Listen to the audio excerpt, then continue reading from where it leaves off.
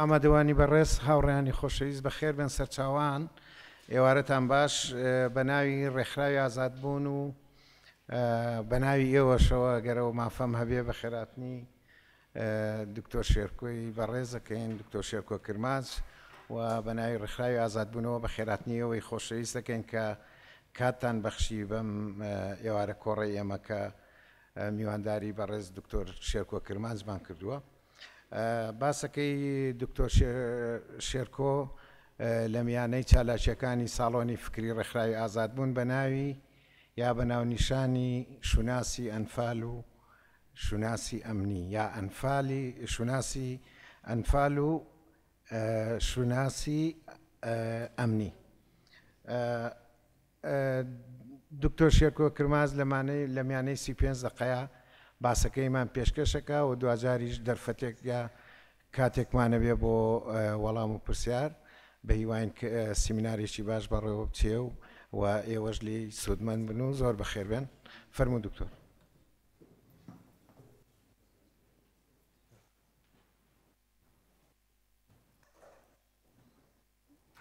سەرەتا من زۆر سوپاسی ڕێکخراوی ئازادبوون دەکەم، سوپاسی تایبەتیشم بۆ کاک دابان و بۆ کاک هۆمەر و بە خێراتنی هەموو میوانە بەڕێزەکان دەکەم بەخێر بێن سەر و سەرچاو. بابەتەکەی من ئەمڕۆکە لەسەر ئەنفال دەبێ. ئێمە ئەم بابەتەمان لەگەڵ دکتۆر ئارام ڕەفعات وەک توێژینەوە ئەنجام داوە و لە گۆڤاری ناشنال ئایدنتیتیز بە ئینگلیزی بڵاوبۆتەوە، تا ئێستا بە کوردی بابەتەکە بڵاو نەبێتەوە ڕاستی بێ. بە تەسەوری خۆمان لانی کەم ئێمە پێمان وایە خوێندنەوەیکی نوێ یان با بڵێن لە دیدگایەکی دیکەوە یان کە دیدگایەکی زیاتر جیۆگرافی بە هەند وەردەگرێ، بەو مانایە کە جیۆگرافیا لە ئەنفالە چیمان پێ دەڵێ، لە ئەنفالە ئەوانەی کە ئەنفالکراون ژمارەکان و بە پێی جیۆگرافیا چیمان پێ دەڵێتن. خوێندنەوەکە بۆ ئەم شتەیە. جا ئێمە بەگشتی ئێمە پێمان وایە کە سەرەڕای ئەوەی کە دەوڵەتی عێراقی یەک دنیا ئامانج و مەبەستی لە پشت پرۆسەی ئەنفالا هەبووە،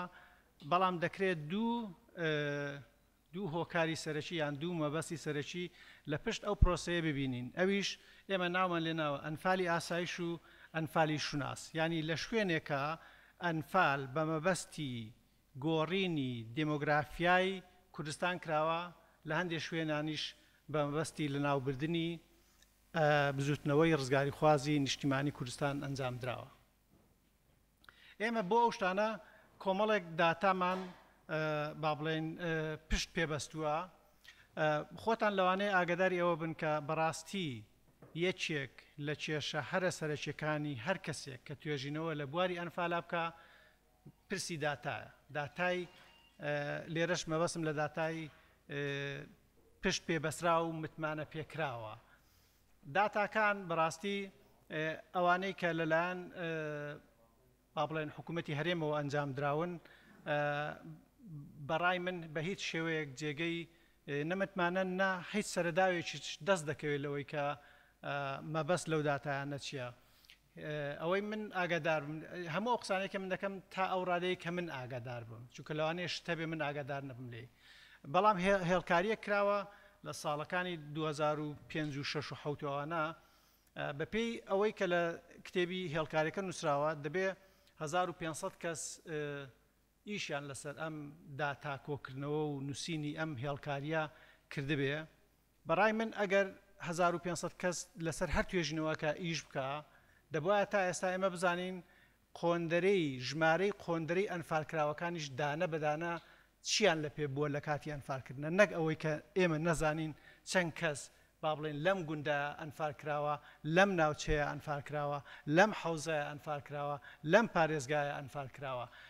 ڕۆژەکانی کاتەکانی داتەکان. ینی بەڕاستی ئەمە کێشەیەکی زۆر گەورەیە لە پێش هەر توێژێرێکە بێوێ لەو بوارەدا ئیش بکە. ئێمە کۆمەڵێک داتا پشتمان پێبەستووە یان کۆمەڵێک کتێب پشتمان پێبەستووە. بۆ خۆتان دەزانن ئەو کتێبی کە هیومان ڕایت وۆچ نووسیوێتی بە ئینگلیزی و مامۆستا محەممەد حەمە ساڵح بە سوپاسەوە تەرجمەی کوردی کردووە ئەمە بەڕای من یەکێک لە کتێبە هەرە باشەکانەکە لەسەر ئەنفال نووسرابێ ئەو کتێبە یەکێک لەسەر چاوەسەرچەکانی ئێمەیە بۆ ئەو توێژینەوەیە هاوکات توێژنەوەیە کراوە کە یان داتایە کۆکراوەتەوە کە کەسێک بە ناوی زیاد عەبدوڕەحمان ئەنجامی داوە ئێمە لە هەمووان زیاتر پشتمان بەو بەستووە چونکە لانی کەم بەڕای ئێمە داتاکانی ئەو داتایەکی چاکن مانە ئەوە نییە کە تاکە داتان مانە ئەوەش نییە کە با بڵێن داتای لەوانەیە باشتری شەوی بەس من بەرچاوم نەکەوتووە ئەمە خاڵێکیان هەندێک لەو پێشمەرگانش کە بەشداریان لەوانە کردووە ئێمە بەکارمان هێناون وەک کاک مەلا شاخی کە دوو کتێبی هەیەکیان لەسەر ئەنفالی خاڵخاڵان و ئەوی دیکە لەسەر ئەنفالی گەرمیان بەهەرحاڵ ئێمە ئیدی هاتووین بۆ ئەو پرسا بەجیا لەوەی کە زۆربەی توێژەرانی پێشێمە ئیشیان لەسەر کردبێ ئەوەی ئەو قۆناغبەندی کە دەوڵەتی عراقی کردوێتی ئەمە لە قۆناغی یەک و قۆناغی دوو قۆناغی سێ و قۆناغی چوار و ئەمانە مەسەلەن ئیشیان لەسەر کردو مەسەلەن بۆ نمونە زۆربەی هەرە زۆریان تەنانەت ئەوەی کە کاک زیادیش ئەنجامی داوە مەسەلەن باز لە قۆناغی گەرمیان دەکا یا قۆناغی خاڵخاڵان یان قۆناغی سێ و چوار و پێنج و ئەوانە ئێمە هاتووین لە ڕاستیدا کوردستانمان کردو بە چوار حوز بمانە تەرجمە ئینگلیزەکەی کە پێی دەڵێن کەچمنتیش بەمانە ئەگەر باڵێن وەک ئەوەیەک تەفسیری بکەم لە جوگرافیا تۆ چۆن مەسەلەن با بڵێن ئەگە بەحرێکت هەبێت لە ناوەڕاستە ڕەوافدەکانی ئەم بەحرە لە کوێوە دێن مەسەلەن دێنە ئەو شوێنە ئێمە پێمان وایە دەوڵەتی عراقی بەبنەما لەسەر کەچمنت ئیشی کردووە لەسەر ئەنفالە بەو مانایە کە کوێ خەڵکی کوێ پەیوەندیان بە کوێوە هەیە بۆچی گرنگی ئەو خەڵکانش بۆ ئەو شوێنە چییە جاکاتێک کە باز لە کەچمنتی کەرکووک دەکەین مەسەلەن بۆ نمونە ئێمە پێمان وایە کە دەوڵەتی عراقی چۆن سەیری ئەوانەی کردووە کوێ بۆ ئەو کەچمنتی کەرکووکە یا کوێ بۆ ئەو کەچمنتی هەولێرە ئێمە کوردستانمان داواش کرد بەسەر چوار کەچمنت کردووە یان چوار حوزی دهۆک حوزی هەولێر حوزی سلێمانی لەگەڵ حوزی کەرکووکە بەڵام پێش ئەوەی کە بێمە سەر ئەم حوزە دەمەوێ باز لە خاڵێکی دیکە بکەم ئەویش ئەوەیە کە بە تەسەوری ئێمە بە تێگەیشتنی ئێمە وەک ئارگومنتیش ئێمە لە بابەتەکە خستومانەتە ڕوو ئەویش ئەوەیە کە ئەنفال لە ڕاستیدا درێژکراوەی پرۆسەی تعریبی دەوڵەتی عراقیە بۆ کوردستان جا ئەم پرۆسەیە لە کێوە دەستی پێ کردووە ئەمە شتێکی دیکەیە بەڵام بۆ تێگەیشتنیش لەم پرسا ئێمە دەبێت لە دووسێ شت بگەین لەوەی کە دەوڵەتی عراقی کوێ زیاتر لە کوێوە تعریبی دەست پێ کردووە ئەگەر تەمەشای ئەم با بڵێن ئەم نەخشەیە بکەن ئەو نەخشەی خوارەوە کە پێم وایە لە یەکێک لە کتێبەکانی ئەوە وەرگیراوە دکتۆر محەممەد خەلیل ئیسماعیل پێم وایە ئیسماعیل محەممەد خەلیلە تەمەشای بکەن کە دەوڵەتی عراقی بەگشتی لەگەڵ کووردا بە دوو شێواز مامەڵی کردووە یەکێکیان کە ڕاگواستنە لەسەرەوەی سنوورەکانی هەرێمی کوردستان خەڵکی هێناوەتە خوارەوە شوێن مامەڵەیەکی دیکەی هەم ڕاگواستنە هەم تعریبە ئەویش لە خوارەوە ینی لە خوارەوە ڕا تعریب دەستی پێ کردووە تعریبی کوردستان ئەگەر ملاحەزە بکەن زیاتر یەکەم جار لەو شوێنانەوە دەست پێ دەکات کە لە کۆنفرانسەکەی ئەو ڕۆژە هاوڕەیەک ناوێکی خۆشی بەکارێن هیوادارم لە بیرم مابێ وەگوتی چۆن وەک دەڵێ هەورامان بادینان سۆران فەیلیان تێرمی فەیلیانی بەکارێنانی ئەو شوێنەی کە فەیلیەکانی لێدەژین لە ڕاستیدا شوێنێک کە تعریب لە عێراقە دەست پێ کردوێ مەبەستمەوە نیە پێش ئەو شوێنە تعریبی شوێنی دیکە نەکراوە بەڵام یەکێک لەو شوێنانەکە دەوڵەتی عراقی وەک شوێنی یان ناوچە استراتیژیەکان ناوی نابوون ئەو شوێنانن کە فەیلیەکانی لێ نیشتە جێ بوو ئەگەر تەمەشا بکەن ناوچەی ئەوەی کە بە زەرد لەوێ ئاماژەی پێکراوە بەشی ڕۆژهەڵاتی با بڵێن باشووری ڕۆژهەڵاتی هەرێمی کوردستان ئەگە تەماشا بکەن شوێنیش دیکە کە لەبەر نەوت تعریب کراوە ئەو شوێنانش دیسان لەو شوێنانەوە دەست پێ دەکەن کە پێشتر ناوچەی بە عەرەب کراو یا ناوچەی عەرەب نشین یعنی ئەو شوێنانە کە تخوبی عەرەبین لە کوردستانە لەگەڵ ناوچەکانی دیکەی کە دەکەوێتە ناوچەی تەلعفەر و شنگاڵ و ئەوانە کە دیسان ئەوانە لە تێگەیشتنی بەعس ناوچەی استراتیجی لە قەڵەم دراون. یعنی مەبەستمان لەوەدا دیاریکردنی دوو شوێنە تعریب بەگشتی دوو شوێنی سەرەکی گرتوتەوە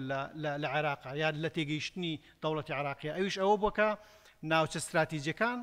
لەگەڵ ناوچە دەوڵەمەند بەنەوتەکان. ئەگەر تەمەشای ئەوەی ناوەڕاست بکەن مەبەستم ئەوەی ناوەڕاستە ئەمە ئەو ناوچانان کە دەوڵەمەند بەنەوتن بەڵام ئەگەر تەمەشای خەریتەی یەکەم بکەن تەمەشا دەکەن دیسان ناوچە دەوڵەمەند بەنەوتەکان ئەو ناوچانان کە کەوتونەتە ئەو تخوبە ینی نزیکن لە تخوبی بوونی عەرەبە لەوێدا هەمیشە تعریب با بڵێن لەو خاڵەدا بوونی هەبووە. جا ئێمە لەسەر ئەو بنەمایە کە پەیوەندێکی ڕاستەوخۆ یا پەیوەندێکی استراتیجی لە نێوان بە تعریبکردن و ئەنفالە هەبوو ئەمە بەس بۆ ئامادەکاری بۆی کە دواتر ئێمە لە ڕووی داتاوە چۆن هەوڵمانداوە ئەوە بسەلمێنین کە فعلەن داتاکانیش ئەومان پێ دەڵێن کە پەیوەندێکی ڕاستەوخۆ لە نێوان تعریب و لە نێوان ئەنفالە هەیە. هەر بۆ سەلماندنی ئەوەی کە با بڵێن کە تعریب چی پەیوەندێکی هەیە بە ئەنفالەوە ئێمە لێرە ئاماژە بە دوو قسە لە قسەکانی عەلی حەسەن مەجید دەکەین بۆ سەلماندنی. کاک هۆمەر ماوەیەک پێشستا لە کۆڕێکی دیکەدا کە هەم دیسان ڕێکخراوی ئازاد بوون ڕێکی خست بوو زۆر زیاتر باسی ئەوەی کردبوو لە ئەگەر کەسێک بە ئەوەی زیاتری بووە یا پشتیوانی زیاتری بوو یا قسەکانی زیاتر دەکرێت مەسەلەن لەگەڵ کا هۆمەرە قسە بکەیان بگەڕێتەوە بۆ سەرچاوانێک کە کا هۆمەر بەکاری هێناون یان ئەو بابەتانێک کە کا هۆمەر بخۆی نووسویەتی. لە یەکێک لەو شوێنانەی کە عەلی حەسەن مەجید یعنی کاتێک کە دەکرێت بە سکرتێری گشتی مەکتەبی شیمالی حزبی بەعس گوایە بە سەدامی گوتووە من لێرە بۆیە دەڵم گوایە چونکە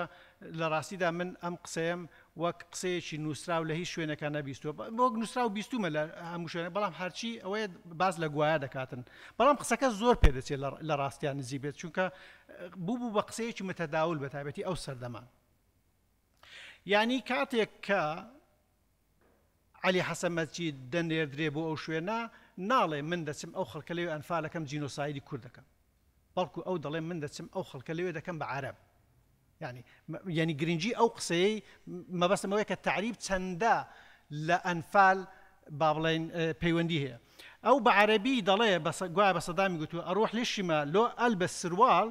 لۆ ئەخەلیهم كلهم يلبسون عقل یعنی من دەچم بۆ باکوور ئەو تێرمەی کە دەوڵەتی عێراقییان لە گوتاری عەرەبی زاڵە یا لە گوتاری بەعسدا زاڵە دەڵێ من دەچم بۆ کوردستان یا شەروال لە پێیەکەم یان وایە لە یەکەم کە هەمیان عەگاڵ لەسەری بنێن. قسەیەکی دیکەی هاوشێوەی ئەوە کە هۆمەریش لە بابەتەکەی خۆیدا بە ئاماژەی پێکرد دەڵێ من دەمەوێت یعنی ئەم قسانەی لە سەروبەندی ئەنفالا کردووە ئەم قسانەی لە سەروبەندی ئەنفالا کردووە و ئەم قسەیەش هیچ مەجالی تێدانە کە بڵێ قسەی عەلی حەسەن مەجید نییە چونکە هەمومان بۆ خۆمان گوێشمان لێ بووە و ڤیدیۆکەش هەیە و ڤیدیۆکەش بە ئینگلیزی گوتنی ئۆثەنتیکەیتید کراوە یعنی سەلمێنراوە کە دەنگەکە دەنجی ئەوە. من دەمەوێت ئەو عەلی حەسەن مەجید دەڵێ من دەمەوێت باس لە دوو خاڵ بکەم ئەمە لە پەیوەند بە ئەنفالەوە ئەو قسەیە دەکات. یەکەم تعریب دووەم خاکە هاوبەشەکانی نێوان ناوچە عەرەبیەکان و ناوچەی حوکمی زاتیە یعنی دیسان ئەو خەریتەیە کە من پێشانمدان کە لەکوێدا ناوچە هاوبەشەکان دەست پێکات تعریب ئیدی لەوێوە دەست پێ دەکاتن. دەڵێ من قسە لەسەر ئەو دووشتە دەکەم. ئەو خاڵەی کە ئێمە دەمانەوێت باسی بکەین کەرکووکە دیسان بزان لە ئەنفالە کەرکووک چەنە گرنگە لە تێگەیشتنی عەلی حەسەن مەجیدە. دەڵێ من کە هاتم عەرەب و تورکمان بە هەردووچیان 150 دانیشتوانی کەرکووکیان پێک نەدەهێنا. سەرەڕای هەموو ئەم شتانە من 6 ملیۆن دینارم سەرف کرد تا گەیشتینە ئەم حاڵەتە. بۆ ئاگاداریتان ئەو عەرەبانەی کە ئێمە هێنامان بۆ کەرکووک ڕێژەکان نەگەیان بە 60% بۆیە ئێمە ڕێنمایی دیکەمان دەرکرد من قەدەغام کرد کورد لە کەرکووک کار بکەن تەنانەت لە گوندەکانی دەوروبەریشی لێرەش گوێ بگرن لە گوندەکانی دەوروبەریشی جا ئێمە کە کاتێک کە باز لە حەوزەکەین باز لەوەکەین باز لەو تێگەیشتناکەین کە حەوز چەندە لە دیدیوان ئەو کەچمێنتە لە دیدیوان گرنگ بووە. خاڵێکی دیکە بۆی مەبەستمان لە کەچمێن زیاتر ڕوونتر بێ ئێمە مەبەستمان چێ لە حەوز خۆی لە ڕاستیە کاتێک کە تۆ لە پارێزگایەکت هەیە پارێزگاکە سنتەرە کۆچ ئێمە کۆمەلگایەکی دێهاتی بووینە 50 ساڵ پێشستا دیارە لە سەردەمی ئەنفالە ئێمە هەموو کراین بە شاری بە زۆر بە شاری کراین بەڵام کۆچ هەمیشە لە دێهات و لە شارە بچووکانەوە بۆ مەرکەزە سەرچەکە بووە. ئەوە گرنگە تێگەیشتن لەوە کە چۆن دەوڵەتی عراقی ویستوێتی تێبگا چۆن دەکرێت ڕێگری لەوە بکرێت کە کەرکووک و دەوروبەری کەرکووک ئەم کەچمێنتە هەڵوەشێنێتەوە یعنی ئەم ڕێگریە لەو کۆچە تەبیعیە بکاتن کە لە ئەنجامی بەشاربوونی کەرکووکە ئەگەری هەیە دروست بێتن.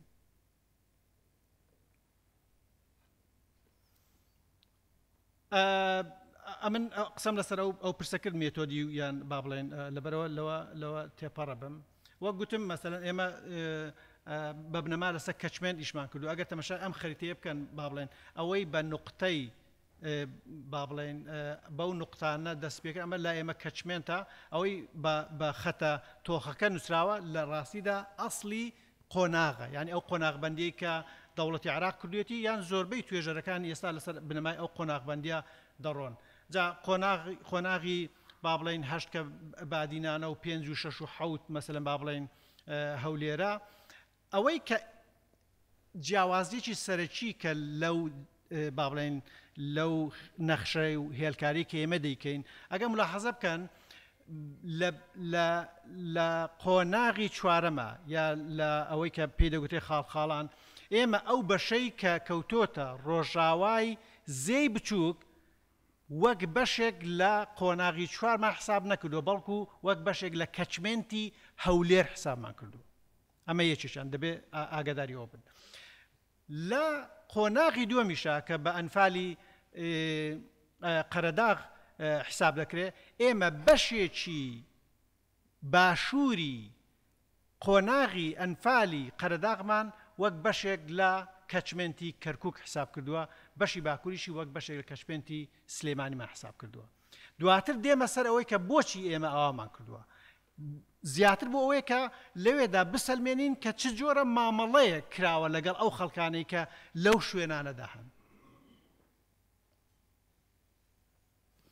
بەپێی ئەو داتانەی کە لە بەردەستی ئێمەدان ئێمە گوتم مەسەلەن با بڵێن ئێمە زیاتر پشتمان بەستووە بە داتەکانی کاک زیاد عەبدوڕەحمان بەپێی داتەکانی زیاد عەبدوڕەحمان و هەندێک لەو داتانەی کە ئێمە لە کتێبەکانی هیومان رایت وۆچ وەرمانگرتووە بەگشتی ئەو کەسانەی کە لانی کەم دەزاندرێ کە ئەنفالکراون لەکوێدا ئەنفالکراون 68,000 کەسن. هیوادارم ئەمە دواتر لەسرم بە نقطە حساب نەکەن کە بڵێن ئەی کاکچێک 882,000 کەس ئەنفال کراوەشتووە ئێمە باز لەوە ناکەین چونکە توێژەر کاتی کە توێژینەوە دەکا مەسەلەن ئێستا هەندێک توێژنەوە دەکات لەسەر خەڵکی ئەمریکا کە 350 میلیۆنن بەڵام توێژنەوەکە لەوانەیە لەسەر 10,000 کەس بکرێت کابرا دەرێ ئەمریکەکان ئاوا بیر دەکەن یان ئەمریکەکان ئاوا ئەمە وەک سامپڵێک وەرمانگرتووە ئێمە وەک ئەوەمە وەرمان نەگرتووە کە بڵین فعلەن 188,000 کەس 68,000 کەس ئەنفال کراوەیان نا بەڵام ئەو داتایە زیاتر نیشانمان دەدا کە خەڵکەکان لەکوێدا ئەنفال کراون. ئۆکەی ئەگەر تەمەشای ئەم جەدۆلە بکەن من دەمەوێت دوو سێ شتان نیشان بدەم. یەکێکیان ئەوەیە کە لەوانەیە ئەو برادرانەی کە پێشمەرگایەتیان کردو هەندێکیان ئەمڕۆ لێرەن لەوانەیە هاوڕا بن لەگەڵم یان لەوانەیە هاوڕا نەبن لەگەڵمدا. یەکێک لەو شتانەی کە دەمەوێت قسەی لەسەر بکەم ئەویش ئەوەیە کە ئاستی بەرگری لە کاتی ئەنفالە. زۆر کەس لەو توێژەرانەی تەنانەت هیومان رایت وۆچ لە کتێبەکەی باسی کردووە دەڵێ لەکوێدا بەرگری زیاتر بووە خەڵک با بڵێن زۆرتر ئەنفال کراوە. ئەوەی ئێمە پێگەیشتون ڕێست پێچەوانەکەیەتی لەکوێدا بەرگری کەمتر بووە خەڵک زیاتر ئەنفال کراوە. بەو مانایە ناکە با بڵێن بەو مانایە کە مەسەلەن ئەمە ڕق و قین و نەبووە یا تووڕەیی نەبووە کە پاڵنەری پشت ئەنفال بێ بەڵکو ئەوە پاڵنەری خەڵکە ئەنفال کراوەکە بووە کە کەسی ئەنفال کراو لە شوێدا بووە شوێن جوگرافیا خاڵی سەرەکی یەکلاکەرەوەی ئەوە بووە لەم پرسەدا نەک ئەوەی کە پێشمەرگە مقاومەتی زیاتر کردو یان مقاومەتی زیاتر نەکردووە. جا ئێمە لێرە ڕیزبەندەکانمان کە کردووە مەسەلەن تەمەشا دەکەین لە ناوچەی سەرگەڕ و بەرگەڵ و شەقڵاوە و ڕەواندوز با بڵێن بەگشتی دەکرێت بەرگری بە ئاستی بەرزمان ئێمە داناوە. لەو شوێنانەی کە خەڵکەکە زۆرتری ئەنفال کراوە کە ئێمە بە ئەنفالی شناسمان داناوە لە ڕاستیدا ئەنفالی قەرەداغ و ئەنفالی گەرمیان و خاڵخاڵان ئاستی بەرگری پێشمەرگە کەمتر بووە بەڵام خەڵکی بردرا و زیاتر بوو. ئەمە خاڵێکی دیکە کە دەمانێت قسەی لەسەر بکەین لەو پەیوەندەدا خاڵێکی گرنگە ئەویش ئەوەیە ئێمە با بڵێن بۆچی قەرەداغمان لەگەڵ گەرمیان و خاڵخاڵاندا حساب کردووە. هۆکارەکەی دەگەڕێتەوە بۆ ئەوەی چونکە ئێمە بەپێی ئەو وردەکاریانەی کە تەمەشامان کردووە لە کاتی مامەڵەکردن لەگەڵ ئەنفالکراوانی قەرەداغدا خەڵکی ناوچەی قەرەداغ بە دوو ئاراستە کۆچ دەکەن هەڵدێن لەژێر دەسەڵاتی با بڵێن حکوومەتی هێرشەکانی دەوڵەتی عراقی. هەندێکیان بە ئیتیجاهی ئەگەر ئەو خەریتێتان پێپشاندەم مەسەلەن هەندێکیان نادەم کێرسەکە دەبینن هەندێکیان بە ئیتیجاهی ئەو کەچمێنتە دێنە خوارەوە کە بەرەو کەرکووک دێنە خوارەوە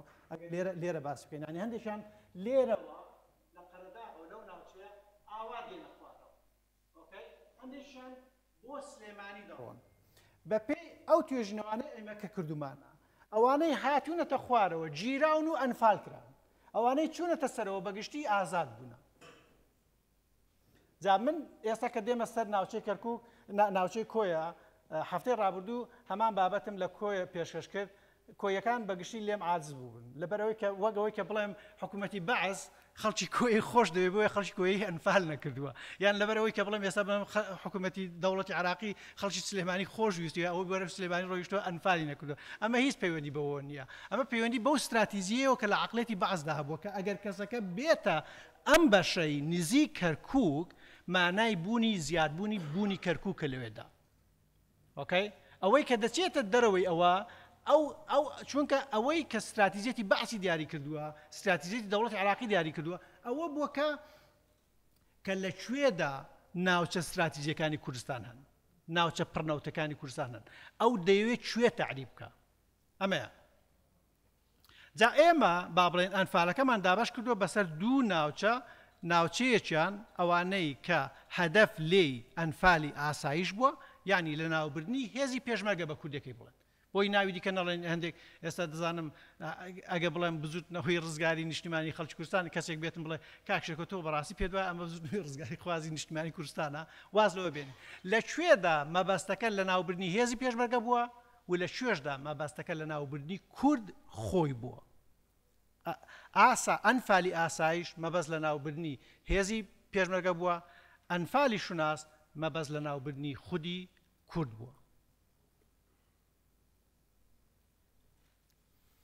ئەنفالی ئاسایی شاڵاوێکی دژە پێشمەرگە بۆ گوتم باوەی دووبارە نەکەمەوە بەڕاستی بەڵام پێوەرە سەربازیەکان ئەو پێوەرە سەربازیانە چین ئێمە ینی کە بەکار هاتوون زۆر بە کورتی تا ئەو ڕادەیە ئێمە ئاگادار بین لەو ئەنفالانەی کە مەبەستی شوناس بووە ینی لە ئەنفالی بەتایبەتی گەرمیان و خاڵخاڵان دەوڵەتی عراقی کە هێرشی کردوتە سەر شوێنەکە بە ئینگلیزیەکەی دەڵێن ئینسێرکلی کردووە ینی تەوقی کردووە تەوق ئەوانەی ورد ئاگاداری ئەو شوێنە بن من هەندێک هیوادارم بەتایبەتی کاک پشکۆ لێرێ نازم لەو شوێنە مەسەلە پێشمەرگە بوویان یان نا بەڵام من ئەو ڕۆژە لە کۆیە بووم هەندێک باسی ئەوەشیان دەکرد کە من بیست بووم بەڵام ئەوان پشتڕاستی ئەوان کردەوە کە دەوڵەتی عراقی لە ئەنفالی کە هێرشی کردوتە سەر گۆبتەپە و عەسکەر زێی دوکانی یان سەدی دوکانی زیاد کردبەوە بۆی خەڵکە نەتوانێ هەڵبێ. جا ئەمە کە دەڵێن پێوەری جیا بەکار هاتووە مەبەستمان لەوەدایە لەو شوێنانەی کە ئەنفالەکە مەبەستی هێزی پێشمەرگە بووە وەک استراتیژیەتێکی عەسکەری لە عەسکەریە من شارەزانیم من استراتیژی عەسکەری نیم بەڵام ئێمە هەمومان دەزانین کاتێک کە تۆ دەتەوێت شوێنێک بگری ئەگە هێرش بکەیتە سەر کەسێکی هەر چوار دەورەی بگریت مقاومە زیاتر دەکەن ئەگەرەکانی گرتنت زەحمەتر دەبێت لەبەرەوە دەبێت منفەزی بۆ بەجێ بێڵی کە بڕواتن ئۆکەی ئێستا لە ئەنفالی بادینانە خەڵکێکی زۆر گیراوە 8,000 کەسێک تقریبان عمەر باسی ئەوە دەکات کە 3,000 و شتێک 13,000 کەسێک خەڵک گیراون 1395 بەڵام ئێمە ئەوەش دەزانین لەوێشدا ڕێگە درابوو بە خەڵک کە هەڵبێن 80,000 کەس چوونە ئەو دیوی سنوورەکان ئەمن ئەوانە بەس وەک نمونە دێنمەوە کە شێوازی مامەڵەکردنی دەوڵەتی عراقی لەگەڵ با بڵێن حەوزی کەرکووک ئەوەی ئێمە پێ دەڵێن گەرمیان و خەڵخاڵان زۆر جیابووە شوێنەکان تەوق کراون ینی بەو مەبەستەی کە ئەمن دەچم ئەو خەڵکەی دەگرم نەگت من دەچم ئەو هێزە دەشکێنم دوو تێگەیشتنی زۆر گیان لە مامەڵەکردندا ئەمە لە پێوەرە سەربازیەکان لە نەخشی کوشتن و شوون بزرکردن ئێمە باسی ئەومان کرد هەندێکیان بەگشتی لە ئەنفالی شوناسە ئەوانەی کە کوژراون و شوون بزر کراون بەگشتی گەورە ساڵ یعنی ئینسانی ئەدەڵت بووینە و نێر بووینە نێر و هیوادارم دیسان کەسێک نێرە کاکشێکۆن تۆ نازانی لە فلان شوێنە ژنێکیش ئەو کراوە یا پێنجن یا دەژن یا بیژن من مەبەستم ئەوەیە کە بە شێوەیەکی سیستەماتیک ژن و منداڵ نەکراون بە ئامانج لە ئەنفالی ئاسایشە یعنی کە دەکاتە ئەنفالی 1 2 نیوەی 5 6 7 8 تۆزێک ئەم ئایدیای ئێمە یان ئەو ئارگومنتە ئێمە تۆزێک خاتر ژێر پرسیارەوە چونکە لە 8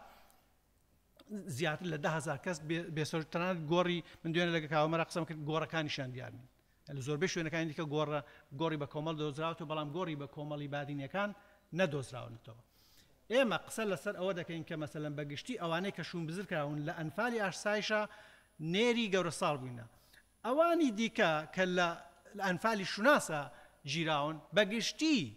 خەڵکی مەدەنی لە نێویشاندا ژن و منداڵ نەک هەرگیراون تعداشیان لێکراون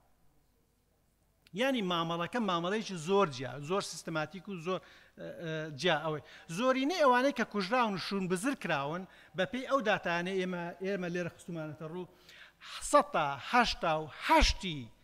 ئەو کەسانەی کە لە ئەنفالەکانە ئەنفال کراون و شوون بزر کراون و کوژراون خەڵکی ناوچەی گەرمیان و خاڵخاڵانن ینی حەوزی ئەوەی ئێمە ناومان لێناوە حەوزی کەرکووک ئەوەی لێرە ئێمە بە ڕەنگی زەرد نیشانی ئێوەمانداوە لە قۆناغی دومدا وەگوتم لە قۆناغی دومدا لە قەرەداغدا تەنیا ئەوانە شوون بزر دەکرێن کە بەرەو حەوزی کەرکووک دێن نەک ئەوانەی کە بەرەو با بڵێن حەوزی سلێمانی ڕۆیشتون ئەو هاوڕێیانەی کە ئەو ڕۆژە لە کۆیە ڕخنیان گوتیان کاکشێکوانی و تۆ پێ دوایە مەسەلەن چکە من نووسیمە وابزەم نووسیمە لە بەری ئەوەی ڕەشم کردوەوە لە بەخاتریەوە لەوێ نووسی بووم بە نەرمی مامەڵەیان لەگەڵ کراوە مانای خۆشەویستی نییە لێرە نیشاندانی ئەوە کە کەمتر شوون بزر کراون لە ئەنفالی خاڵخاڵانە وراتی کۆیە ینی دەکات دەشتی کۆیە لەگەڵ ناوچەی شێخبزێنی و ئەوەی کە با بڵێن کە دەکاتە ڕۆژهەڵاتی زێی بچووک ئەم ناوچەیە ئەگەر لێرە تەماشای بکەن مەسەلەن ئەنفالی چوار دیارە ینی بەری ئەو بەرش و بەری ئەم بەرەشە ئەوان دەیانگوت کاکشێکۆ ینی تۆ بەجددی پێ دوایە مامەڵەیەکی جیا کراوە لە نێوان ئەوانەدا گوتم کاکەجان کەسێکی دیکە لە ئێوە لە سێ کەسیان لەسەر ئەنفالی با بڵێن لەسەر ئەوەی کۆیە لەسەر زیانەکانی خەڵکی کۆیە قسان دەکرد داتای زۆر وردیان لابوو کاهۆمەر ژمارەیان گوتیان بە ژمارە 854 کەس لە دەشتی کۆیە ئەنفال کراوە ئەگوتم ئەو قسەی کە تۆ دەیکەی ڕێک ئارگومنتەکەی من دەسەلمێنێ چونکە لە ئەنفالی خاڵخاڵانە بە کەمترین داتا ئەوەی لای ئێمە دەستکەوتووە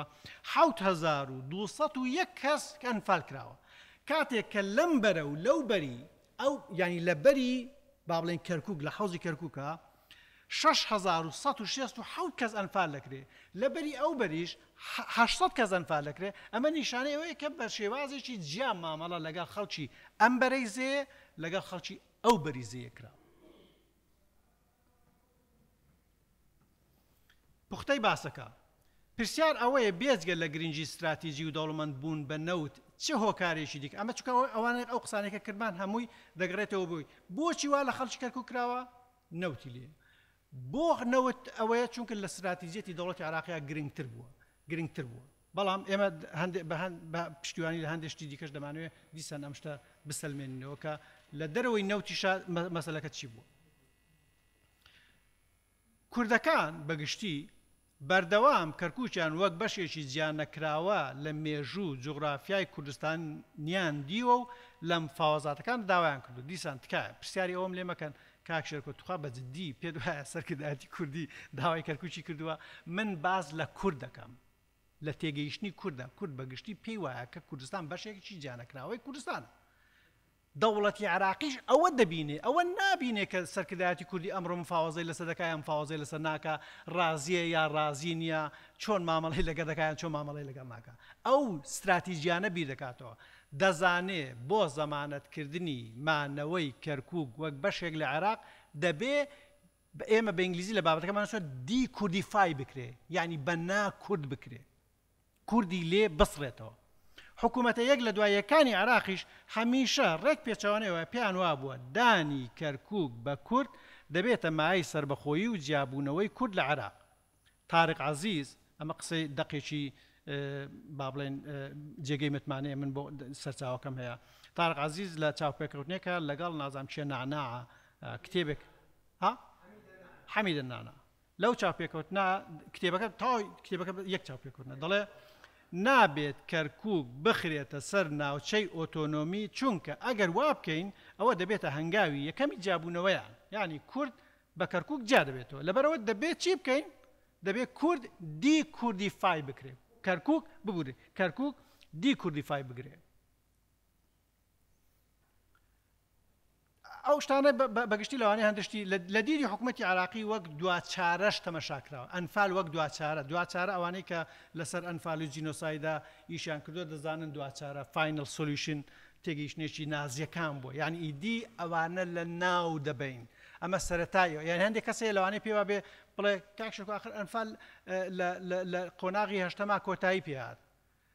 من پێم وایە ئەگە شەڕی عێراق کوێر نەبووە و لە کتێبەکەشان نووسیومە، لە کتێبەکانی خۆمە ڕاستەوخۆ ئاماژەمەوە، ئەگە شەڕی عێراق و ئێران نەبووە پرۆسەی ئەنفال و پرۆسەی تعریب تا ئەمڕۆ بەردەوام دەبوو و ئەمڕۆش هەر بەردەوامە. من بۆ خۆم لە ناوچەیەکدا دەژیم کە ئەمڕۆکە دوێنێکە کارەبامان لەسەر دەبڕن، ئاومان لەسەر دەبڕن، هەر بەس بۆ ئەوەی شوێنەکان بەجێبەرن، لەبەرەوەی شوێنەکان ئەوەن. بۆی سەرتان نێشێنم هەر بەس بۆ ئەوە ینی با بڵێن بۆ شتێکی دیکە مەسەلەن با بڵێن ئێمە زۆر باز لە ئەوە دەکەین ناوی چیە ڕاستەخۆ پەیوەندی بەو ئارگومنتانەمانەوە نییە، بەڵام دوێنێ لەگە کاک کۆمەر گوتمان چۆنە بابەتێک لەسەر ئەوە بنووسین. ئێمە بەراوردێک لە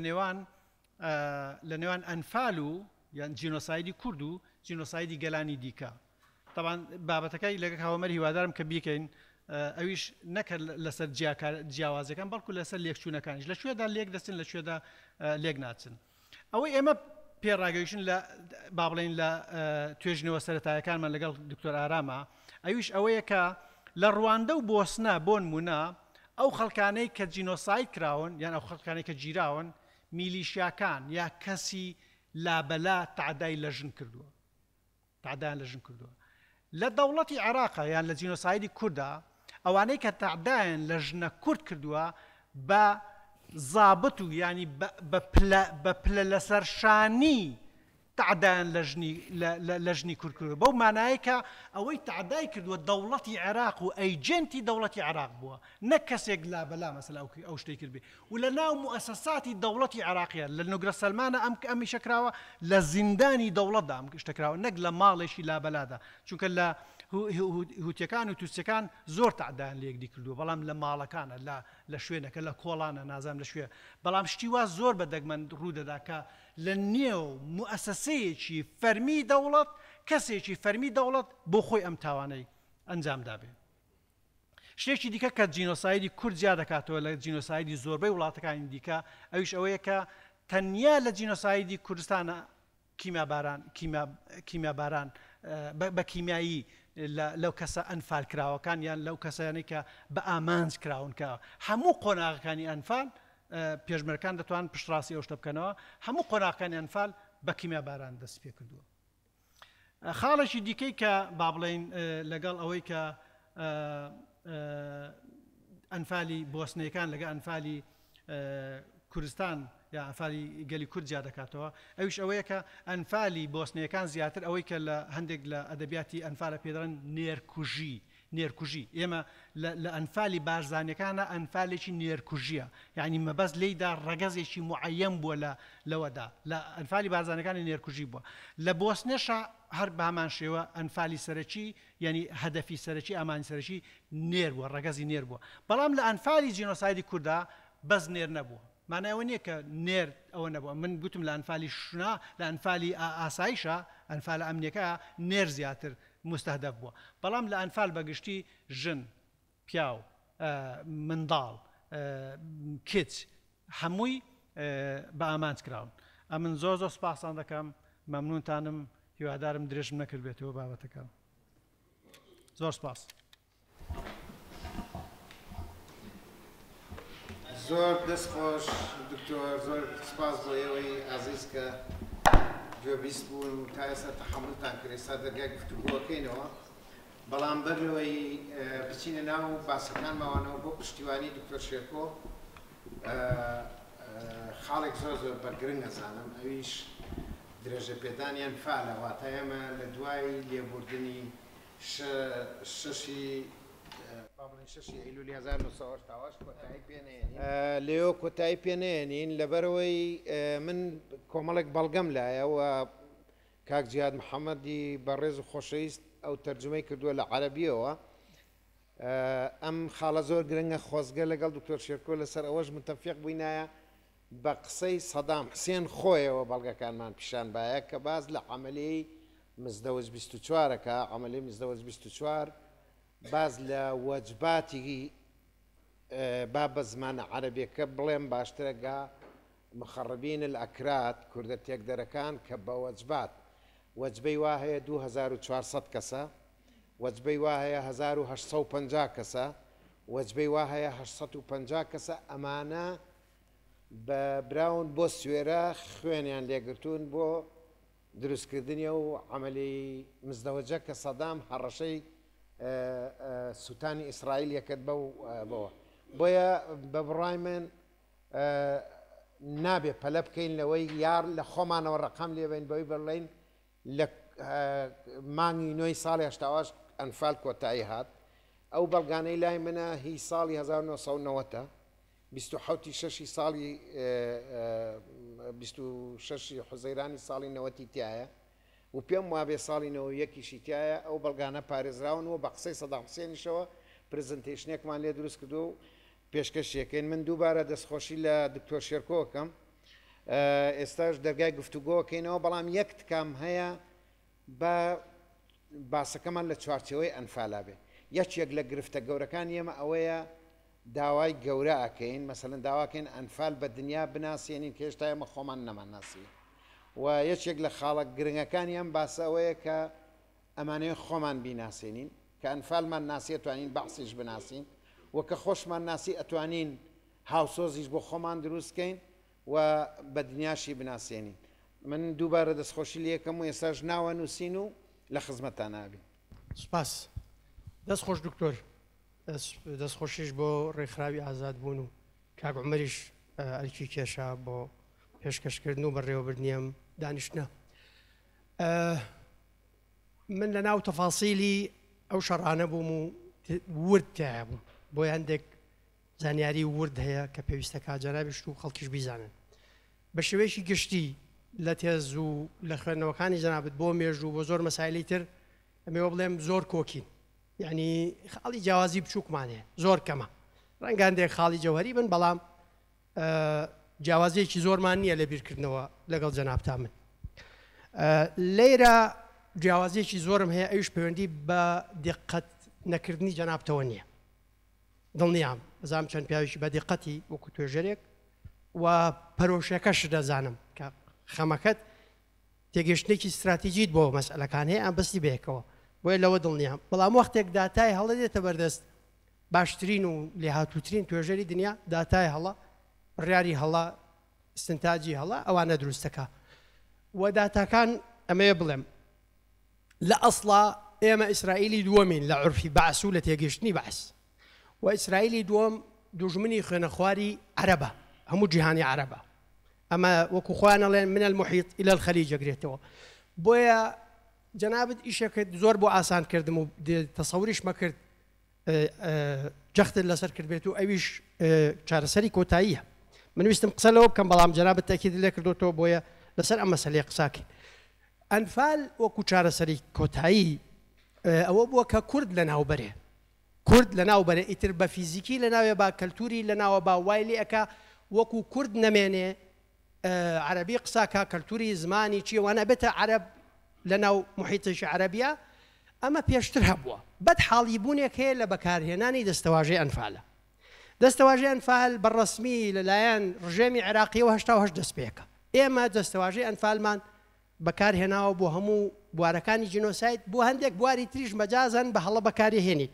ئەمە ئەگەر عیلاج نەکەین زۆر جار تووشی بەدحاڵیبوونێکی خراپمانەکە و هەندێک لەم بەدحاڵیبوونانەش لێرە دروستە بێ. بەو معنایە ئەنفال پێشتر درێژە کێشانی محاولەیەکی لە ناوبردنی میلەتێکە و درێژەشی هەیە. ئەوەی کە جەناب دەفەرمووی ئەگەر ڕاپەڕین نەبوایە نەک شەڕی عێراق و کوێیت، ئەگەر ڕاپەڕین نەبوایە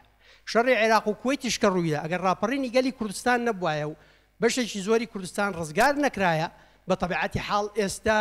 ئەو هەوڵا بۆ لە ناوبردنی کورد بەردەوامە بوو وەک چۆن لەو ناوچانەی کە نەمانتوانی ڕزگاریکەین یان نەمانتوانی لە کۆتاییە لە قۆناغی دۆمی ڕاپەڕینا ڕزگاری بکەین محاولەی تعریب و جینۆسایت بە شێوازی جیاجیا بەردەوام بوو. دێمەوە سەر هەندێداتە. ئێمە لە ساڵی 1970 دوو حەدەسی گرنگ ڕۆدا. یەکێکیان جەنابەت ئاماژت پێدا بڕیاری 160 کە عەلی حەسەن مەجید بە پێی ئەوە دێتە ئەبێتە حاکمی مطلقی شیمال کوردستان و غەیری کوردستانیش. ئەمە خاڵێکە. خاڵی دووەمی ئەوەیە کە ئەو ساڵە سەرژمێری گشتی لە عێراق ئەکرێ. ئەم سەرژمێریە کە ئەکرێ ناوچەکان ناوچە ڕزگارکراوەکان ناگرێتەوە. و من لە کاتی خۆی لە وتارێک لە ڕۆژنامەی شەقڵەوسەتی لەندەنی لە 2008 ئاماژەم پێدا باوەڕکەن کە عەنبەکێک لێ کردم وتیەوە هی وتار نییە وە هی کتێبە ئیتر تەمەڵیە نەزانیە چییە کتێبەکەم نەنووسی. کاتی خۆی ڕژێم کە ئەوەی کردووە 87 عەلی حەسەن مەجید دێ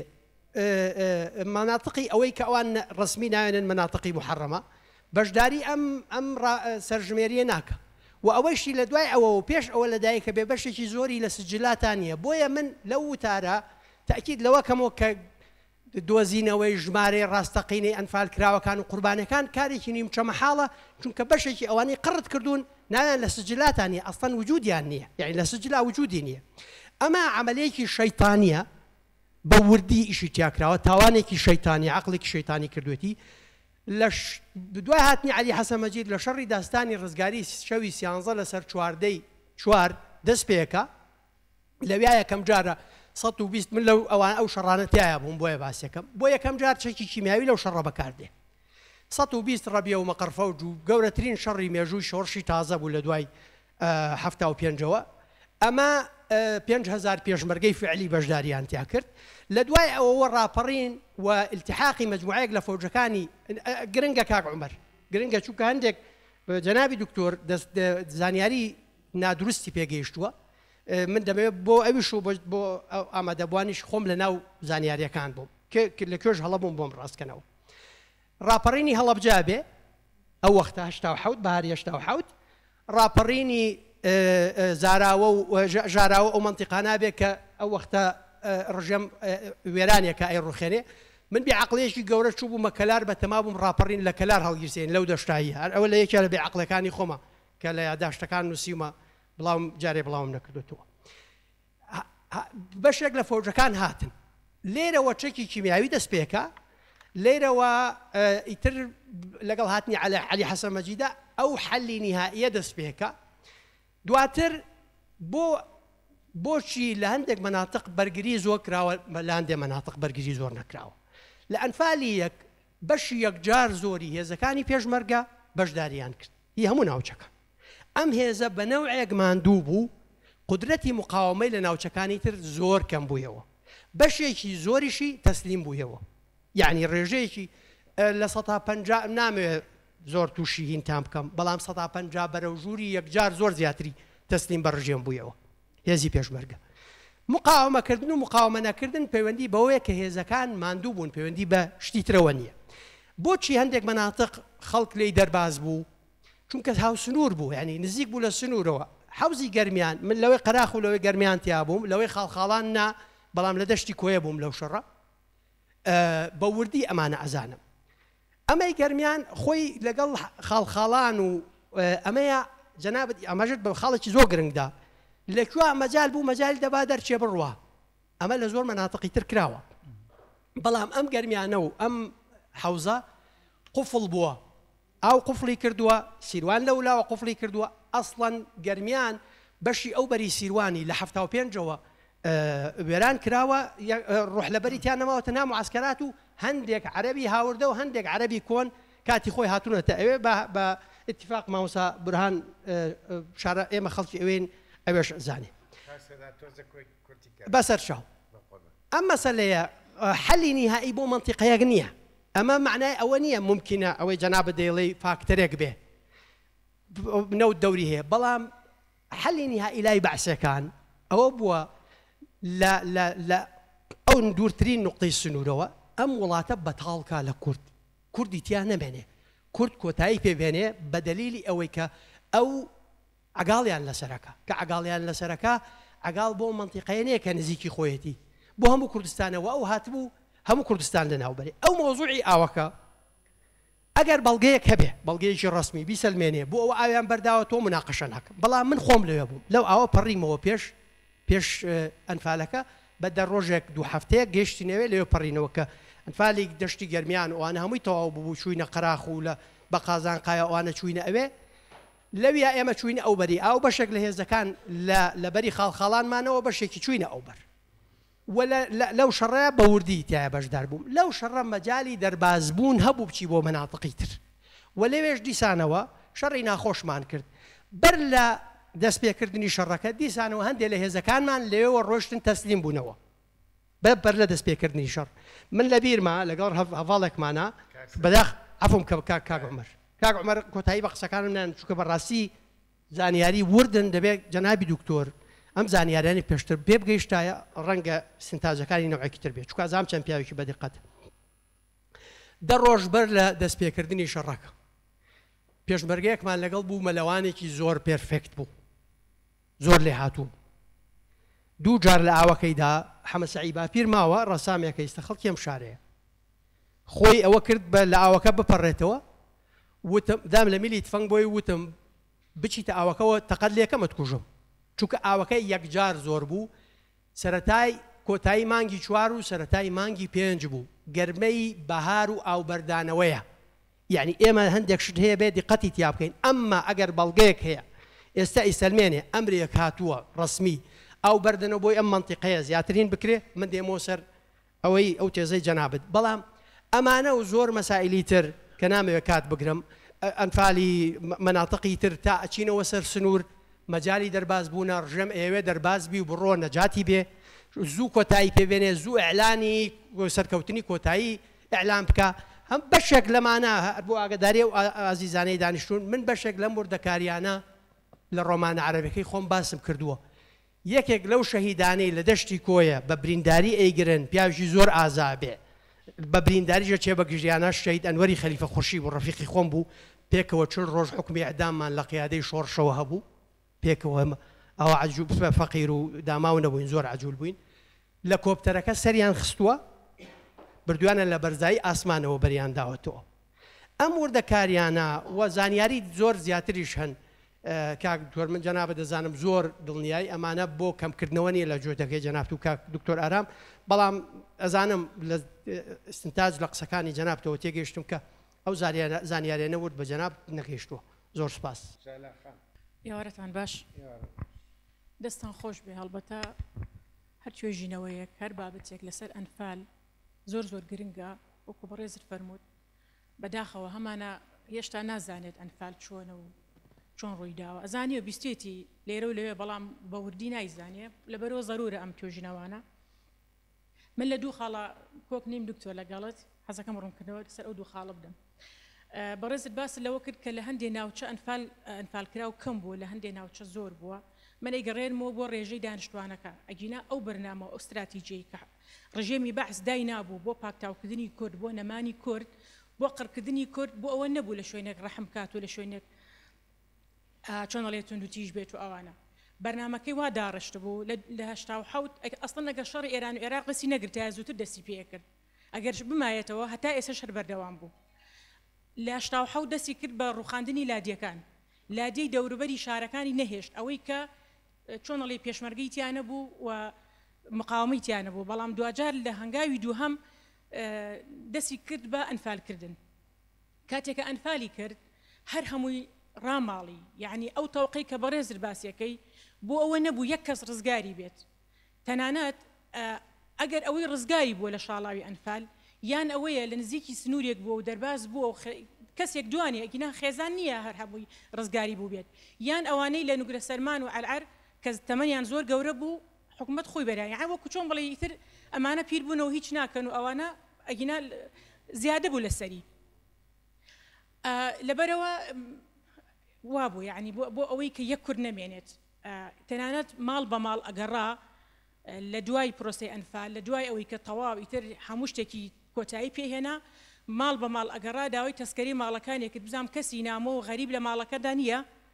کەسی وا هەیە ڕزگار بوو ئێستا لە ژیاندایە چەند ماڵی کردووە تاوەکو توانیویان ڕزگاری کەن ئەمە ئاوا ئیشەکەی کرد خاڵی دووهەم بە ڕێزت باسی کەرکووکت کرد هەرگیز ئەو بەرنامەی ئەوە نەبووە کە بەرەو محافەزەکان یا بەرە ناو کەرکووک خەڵبێنێ بۆی ئەو ینی نازان من وا تێگەیشتم لە بەڕێزتر ئەو کاتانە کە کاری لەسەر ئەوەی کردووە کە کورد نەیەڵێ لە کەرکووکە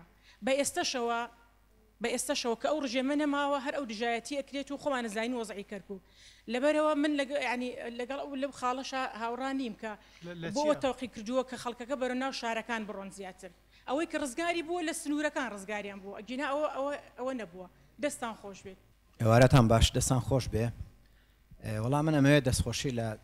کاک دکتۆر بکەم بۆ بابەتەکەی گرنگ بوو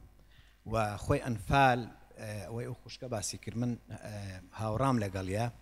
ئەنفال ناکرێ بڵێن لە هەشتا دەستی پێ کردووە من پێم وایە لە 63 ئەو کاتێک کە لە ناو شارەکانە قەت و عامێکی زۆر کرا و ڕاگواستنی گوندەکان نزیکردنەوە لە شارەکان و دروستکردنی ناوچەی قەدەغەکراو و اینجا ئەوەی کە لە دەستیان هات کردیان زۆشتی ترکراوە بەڵام جاکردنەوەی ئەو حەوزانە زۆر گرنگ بوو دەست خۆش بێ شتێکی گرنگە ئەوەش بۆ چوونە ناکرێت تۆ توێژینەوەیەکەی بۆ چوونەکە بڵێ وەڵا ئەمە مەبەست لەوە هەنێک بە جۆرێک بووە یان ئاسایش بوویان مەسلەی جینۆسایدکردن بوویان مەسلەی لە ناوبردن و قەت و عام بووە بە هەر جۆرە لەو جۆرانەی کە جەنابەت باسی کرد هەمووی بۆ چوون و ڕایە ئەوەی کاک سەرداریش باسی کرد هەر گرنگە بەڕاستی لەسەری بوەستین ئایا کە ئەو ئاوا بەردراوەتەوە مەبەست لەوە بۆ چ مەبەستێک بووە ئایا ئەوەی کە کاک سەردار وتی بەڕاستی بەهار بووە و ئاو زۆر بووە و خۆتان نەزانن لە کاتی زۆربوونی ئاوە بەنداوەکان بەرەدرێنەوە ئایا ئەمە کاری لەسەر کراوەیان شتێک بووە پەیوەندی بە بەڕاستی وەرزەکەەوە هەبووە خاڵێکی زۆر گرنگ هەیە لە ئەنفال ئەمە ئەبێ لە یادی نەکەین ئەویش هەموو توێژینەوەیەک پێویستی بە داتا هەیە تا ئێستا ئێمە وەزارەتێکمان هەیە باوەکو قسەکەی دکتۆر نەڵێن هەموو شتێ بەرینەوە سەر دەسەڵات ئەم دەسەڵاتە لە دوای 32 ساڵ نەیتوانیوە وەزارەتێک بە ناوی شەیدان و ئەنفالکراوە هەیە ژمارەی تەواوی ئەنفالکراوەکان دیاری بکات ئەوە لەکەیەکی زۆر یعنی بە ناوچەوانی دەسەڵاتی کوردیەوەیە ئەبوایە وەکو دکتۆر خۆشی ئاماژە پێ ژمارەی ڕێزم بۆ دانیشتوان هەیە هەموو پێڵاوەکانیشان ژمارەکانیشان بزانرایە کە ئەمە نەکراوە ئەو هۆکارەکە و خاڵێکی تر کە دوا خاڵمامەوێ بڵم هیچ نەتەوەیەک هیچ گەلێک کە جینۆساید دەکرێت کە ئەنفال و کە ئەکرێتە قوربانی وێران ئەکرێن بە کۆمەڵ ئەکوژرێن خەڵکی تر نان لەسەریان بکاتەوە ژمارەکانیان دیاری بکە و لۆبی بۆ دروستکە ئەبێ ئەو گەلە خۆی بیکە بەڵام تا ئیسا گەلی کورد و دەسەڵاتی کوردی لەمەشە زۆر کەم تەرخەمە بەداخەوە دەستان خۆش بێ سواس سڵاوتان لێ بێ و دەستان خۆش کاک تۆر دەست خۆش بێ لە ڕاستی ئەم بابەتە زۆر ئاوکێشەوە ماوەیە کە بابەتی جینۆسایدی کوردستان لە زۆر ناوەند و شوێن و کەسایەتیەوە قسەی جدی لەسەرەکرێ ئەمە مای دەستخۆشیەوە من هەستەکەم قۆناغێکی تازە لە سەر ئیشکردن لەسەر ئەنفال و جینۆساید دەستی پێ کردووە و بەتایبەتیش ئەکادیمیستەکان خەریکن بەم مەسلەیەوە پێمان وایە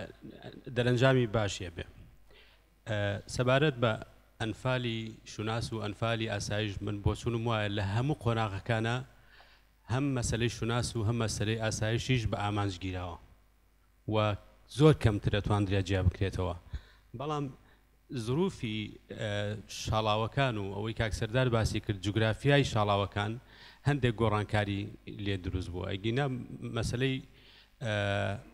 دەربازبوونی خەڵکێک لە قۆناغی یەک پەیوەست بووە بە ماوەی بەرگریەکە و بوونی سنوود لەگەڵ وڵاتێکی تر لە ئەنفالی هەشتیشا بە قۆناغی هەشتیشا بە هەمان شێوە ڕووکردنە تورکیا و ئەوە ڕوویداوە. ئەگینا بۆ نمونە لە گەرمیان دەریچەیەکی تر نەبوو. لە گەرمیان من مناڵی ناو ئەنفالم ئەو کاتە 14 ساڵ بووم بڕاتان هەبێ بەر لە قۆناغی سێ ئەنفال خەڵگیران ئەو خەڵکانەی کە ئەچوو بەعنی مەترسیەکە ئاشکرا بوو چونکە لە قۆناغی یەکەم بەیان نامە دەرکرا قۆناغی دووەم بەیان نامە دەرکرا کە سەرکەوتنیان بەدەستێناوە پێشمەرگە هاتنەوە بە هیلاکی هاتنەوە نەوەعان ماوەتیانی تر بەرەو تەواوبوو نەچێ. خەڵک لەو مەرحەلەیە گوندەکانیان بەجێ هێشت و لەسەر جادە و یان بەشێکیان پێش بگەنە سەر جادە ئەگیران و ئەیانبرانە فەوجەکەی کەلار هەندێکیان لەوێ تەلبەنیان بۆ کردبوون. بۆیە بەر لە قۆناغی سێش یان دەست پێ بکە خەڵک لە گەرمیان ئەنفال کرا. ئەنفال بە پێم وایە و بۆ چوونم وایە دەستنیشان ناکرێت مەسلەیەکی علمی قانونی بڕاوەیە بە پێی بڕیاری ئەنجامدەری ئەنفال خۆی ئەڵێ من قۆناغی یەکی ئەنفالم بە بەیاننامە دەست پێ کردووە کۆتە خاتیمەی ئەنفالم دەست پێ کردووە.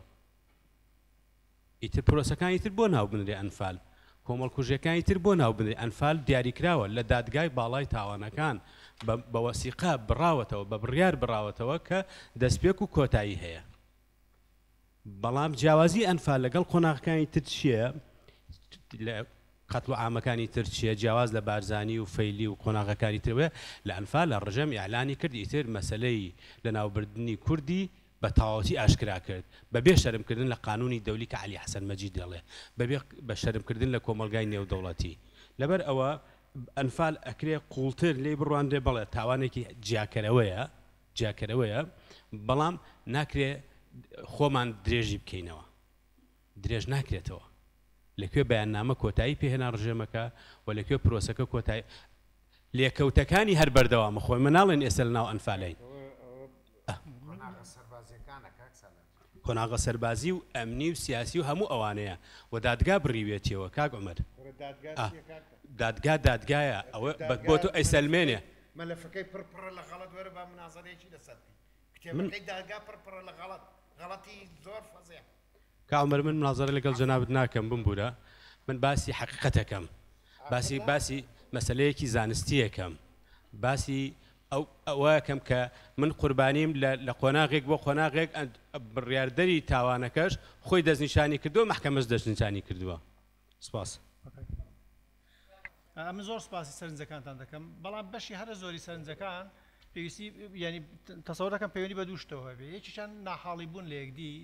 ئەوی دیکەش مەسەلەن تێڕوانینە لە شتێک بە شتێکی دیکە بالەوە دەست پێ بکەین مەسەلەن با بڵێن مەسەلە کاکسەرا دەڵێ شەڕی عێراق ئێران نەبوو بەڵکو ڕاپەڕی بوو من دەڵێم شەڕی عێراق ئێران نەبوو ڕاپەڕی نابوو ینی ئەمە شتێک نییە کە بڵێ مەسەلەن با بڵێن لەسەری پێگنین دەتوانین یانی چونکە سەرژمێری بەڵێ خاڵێکی یەکلاکەرەوە بوو لە بابەتەکەشە بە تەفسیری باسمان کردووە و من دەوێت لەسەر پرسی سەرژمێریەکە زۆر گرنگە کە هەڵوەسەر لەسەر بکەیت بەس لەوادا پەیوەندی زۆر بۆ نەبچکە دەبێت 2 ساعتی دیکە قسە بکەم ئەگەر من هەموو لایەنەکان و ڕاهەندەکانی بابەتەکەم باز بکردا بە لە سەرژمێریەکە دەوڵەتی عێراقی 2 شت دەکاتن بۆ ڕەواییدان پاساودان بە جینۆسایدی کورد ئەویشیان یەکێکیان بە ناعێراقیکردنی ئەوانە ینی چونکە لە سەرژمێریا بەشداری نەکردووە دەیتوانی بیکا بەچی بە ناعێراقی بۆی چونکەمە لە هەموو جینۆساید ئەوانە هیچ لەسەر جینۆساید دەکەن دەزانن کە پێشتر فکرێک ئامادە دەکرێت پێشترێک پاساوێک ئامادە دەکرێت بۆ شتە ئەمە یەکێکیان. خاڵی دووەمیان ئەم منطقانەی کە با بڵێن سەرژمێری تێدا نەکرا دەوڵەتی عێراقی بەڕای دەکە بیکا بە مناطق المحرمە مناطق محرمە ینی شوێنێک کە هیچ کەسێکی لێ نەبێ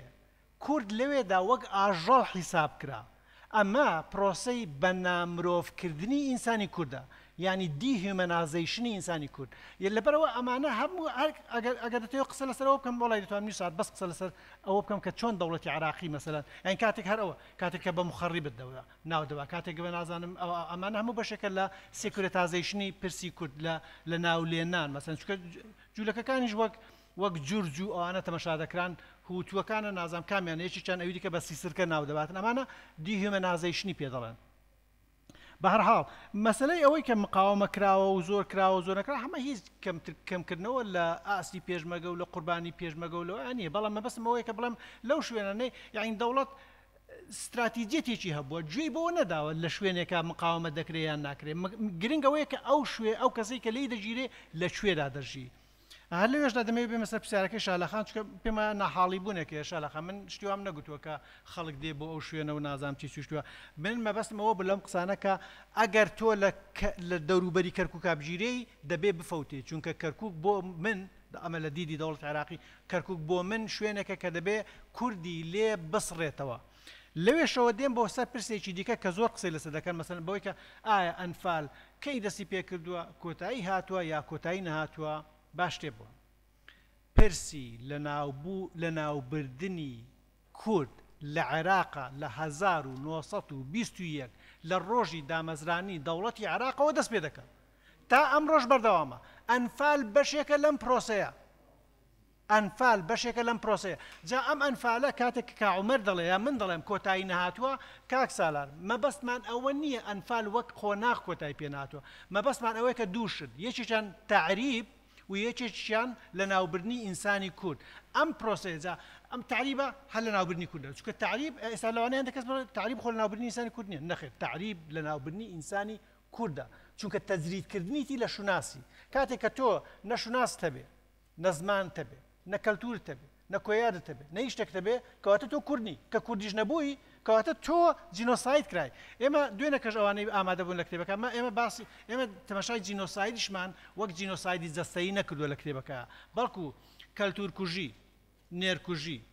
تەنانەت ژینگە کوژی ئێستا دەوڵەتی تورکیا کاتووە لە ئەفرین پێش هەموو شتێکی زەیتونی بڕیوەتەوە ئەمە ژینگە کوژیە بەڵام بۆ زەیتونی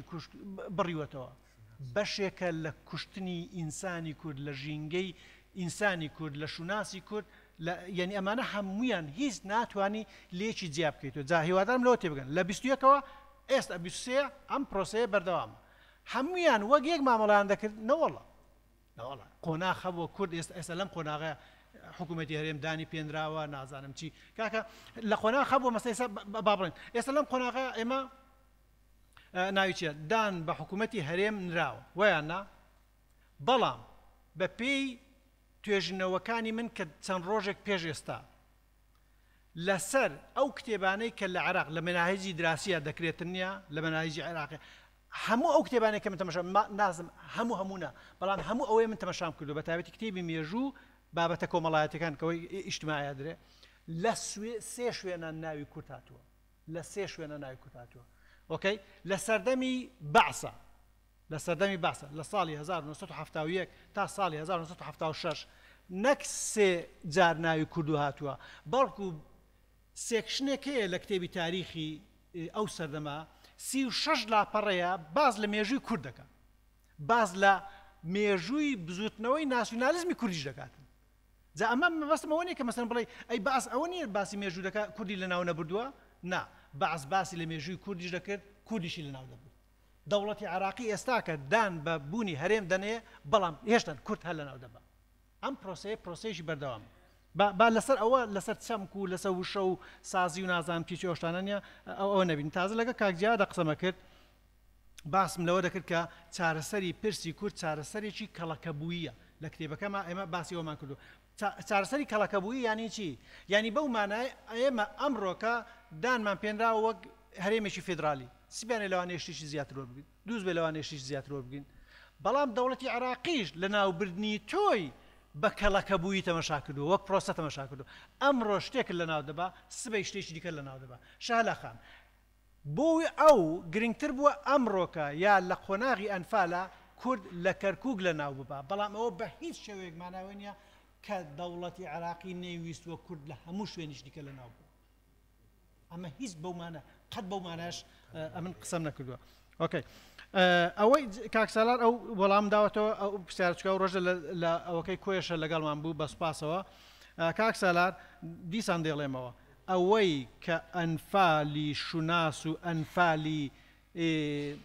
ئاسایش لێگرێ دەداتەوە لە ناوبردنی کوردە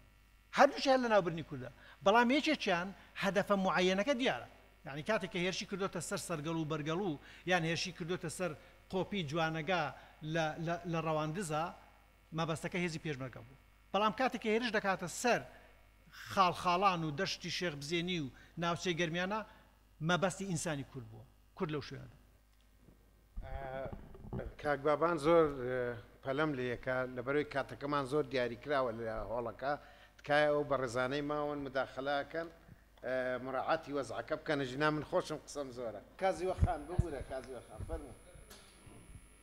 دەستان خۆش بێ ئوستاس طبعا هەرچەنە وتان زۆر لەسەر چەمکسازی قسە مەکەن بەڵام هێشتا من شتێک هەیە کە هەز ناکەم ئەمە بەتەنها بۆ تۆ بۆ فڵان و بۆ فیسار بێ بەجددی من هەنێک لە قوربانەکانم بینیوە لە توێژینەوەیەکە کە کردومە کە هەموویان یعنی ئەتوانم بڵێم هەموو کورد بە ئوردوگاڵێ زیندان بەجددی زیندان زۆری فەرقە لەگەڵ ئوردوگا و زیندان شوێنێکە کە مافی تایە تاوانی تایە یاسای تایە کەسێک سەرپەرشتیەکە کە بە تەواوی لە ناو یاسایە بەڵام ئوردوگا حاکمێک بەڕێوەی ئەبا کە پێیەکی لە ناو یاسایە پێیەکیشی لە دەرەوەی یاسایە هەر کاتێ بێتوانێت بەردۆخی نائاسایی ڕابگەێنێ و ئەوە یەک دووەمیش داتاکان کە هەنێک لە هاوڕێیان باسی سیاسەتیان کرد ئەوە من چەند جارێکە سەرنجەم کە داتاکان نەک ناڵم گرنگ نییە بەڕاستی بۆ ئەم سیمینارێ ئەمڕۆ زۆر گرنگ بوو بەڵام ئەبێ ئێمە پێش ئەوەی کە داوای مافکەین بزانین جینۆساید چییە جینۆساید ئەگەر یەک کەس بێ ئەگەر هەزار کەس بێ ئەگەر ملیارێک کەس بێ هەر جینۆسایدە یعنی ئەمە پێش ئەوەی کە بڵین داتا ئەبێ بڵین جینۆساید چییە و تاو دەستان خۆش بێ دەست خۆش فەرم کرد ئەفۆ ببورن وەڵام من هەرەمەوێ لە زاویە ژمارەوە هەر قسەی و خوشکە بکەم بە پێوەرەکانی جینۆساید تۆ لێرە ئێمە مەسلەی 1970 زۆر ئەوە بێتەوە بەڵام تۆ پێوەرێکت هەیە پێوەرەکەی ساڵی 48 یوئێنت هەیە ئەوەی تر بە هەموو لە قوپۆکانەوە جێنۆسایدە تۆ پەرەدایم و پێوەرەکەی ڕاول هیلبەرگت هەیە دەستنیشانکردنی گروپ پاکۆدانیا گرتنی گروپ دواتر لە ناوبردنی گروپ ئەوە ئێمە ئەو هەموو پێوەرانە ئەمان گرێتەوە ڕاستەکەی برادران هیچ جینۆسایدێک لە خەڵکانی هاوشەوەی ئێمە هیچی ژمارەی کەس ئەنجامدەر دەفتەر و قەڵەمی نەگرتووە بەدەستەوە و شاردە دۆفاتی بۆ کەس دەرنەکردووە ڕاستەکەی ئەوە بۆستەم هەرزەگۆڤینیا و کۆسۆڤۆ چەند هەزارێکە و جینۆسایدی شەو دەوڵەتشی لەسەر دروستکرا جوولەکە ئەو 6 ملیۆن و نیو لە یادڤاشیما لە مەتحەفە سەرەکیەکەیانە 3 ملیۆن و 800,000 داتابیس هەیە بەڵام ئەوان ڕقەمەکەیان ڕقمێکی بکراوەتە سیاسی ئەوانە ئێمەش نەنگی نییە 1970 ئەگەرچی منش گومانم لێ بیکەین ڕقمێکی سیاسیەوە ئەرمەن تورکیاڵێ 300,000 هەندێک ڕقمی وعتەدی لەڵێ 600,000 خۆیان ئەڵێن ملیۆن و نیوە لەگەڵەوەی شا جینۆسایدە و کەس لاری لێ نییە ڕواندا بەڵێ ئەگەر نیو دەقەیترم بیتێن ڕواندا لە نێوان 500,000 بۆ 800,000 بۆ ملیۆنێکە ڕقمی معتەبەرەڵێن 600,000 یعنی مەسەلەی ڕقم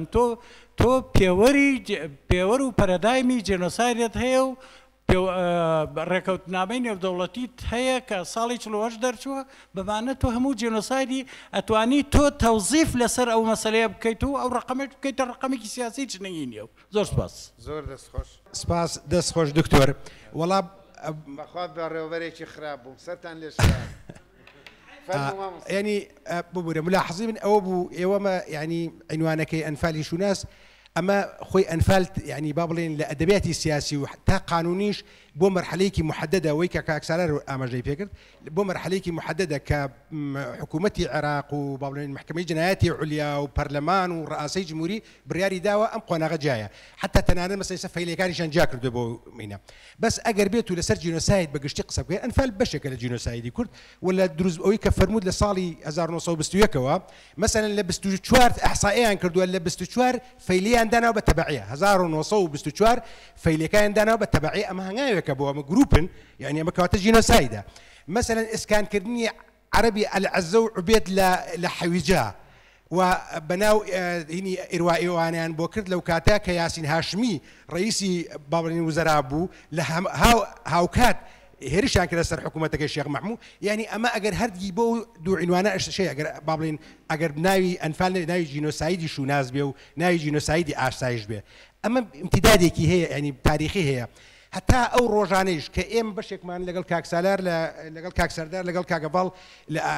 لبرلمان بين شوار صال نازل يعني شرف يوم بيبركها بياني انفال بالنسبه ولينا وبو مناسبتش شو تمسيح عموم لقال بريطانيا كان بو موضوع قسمان كردوا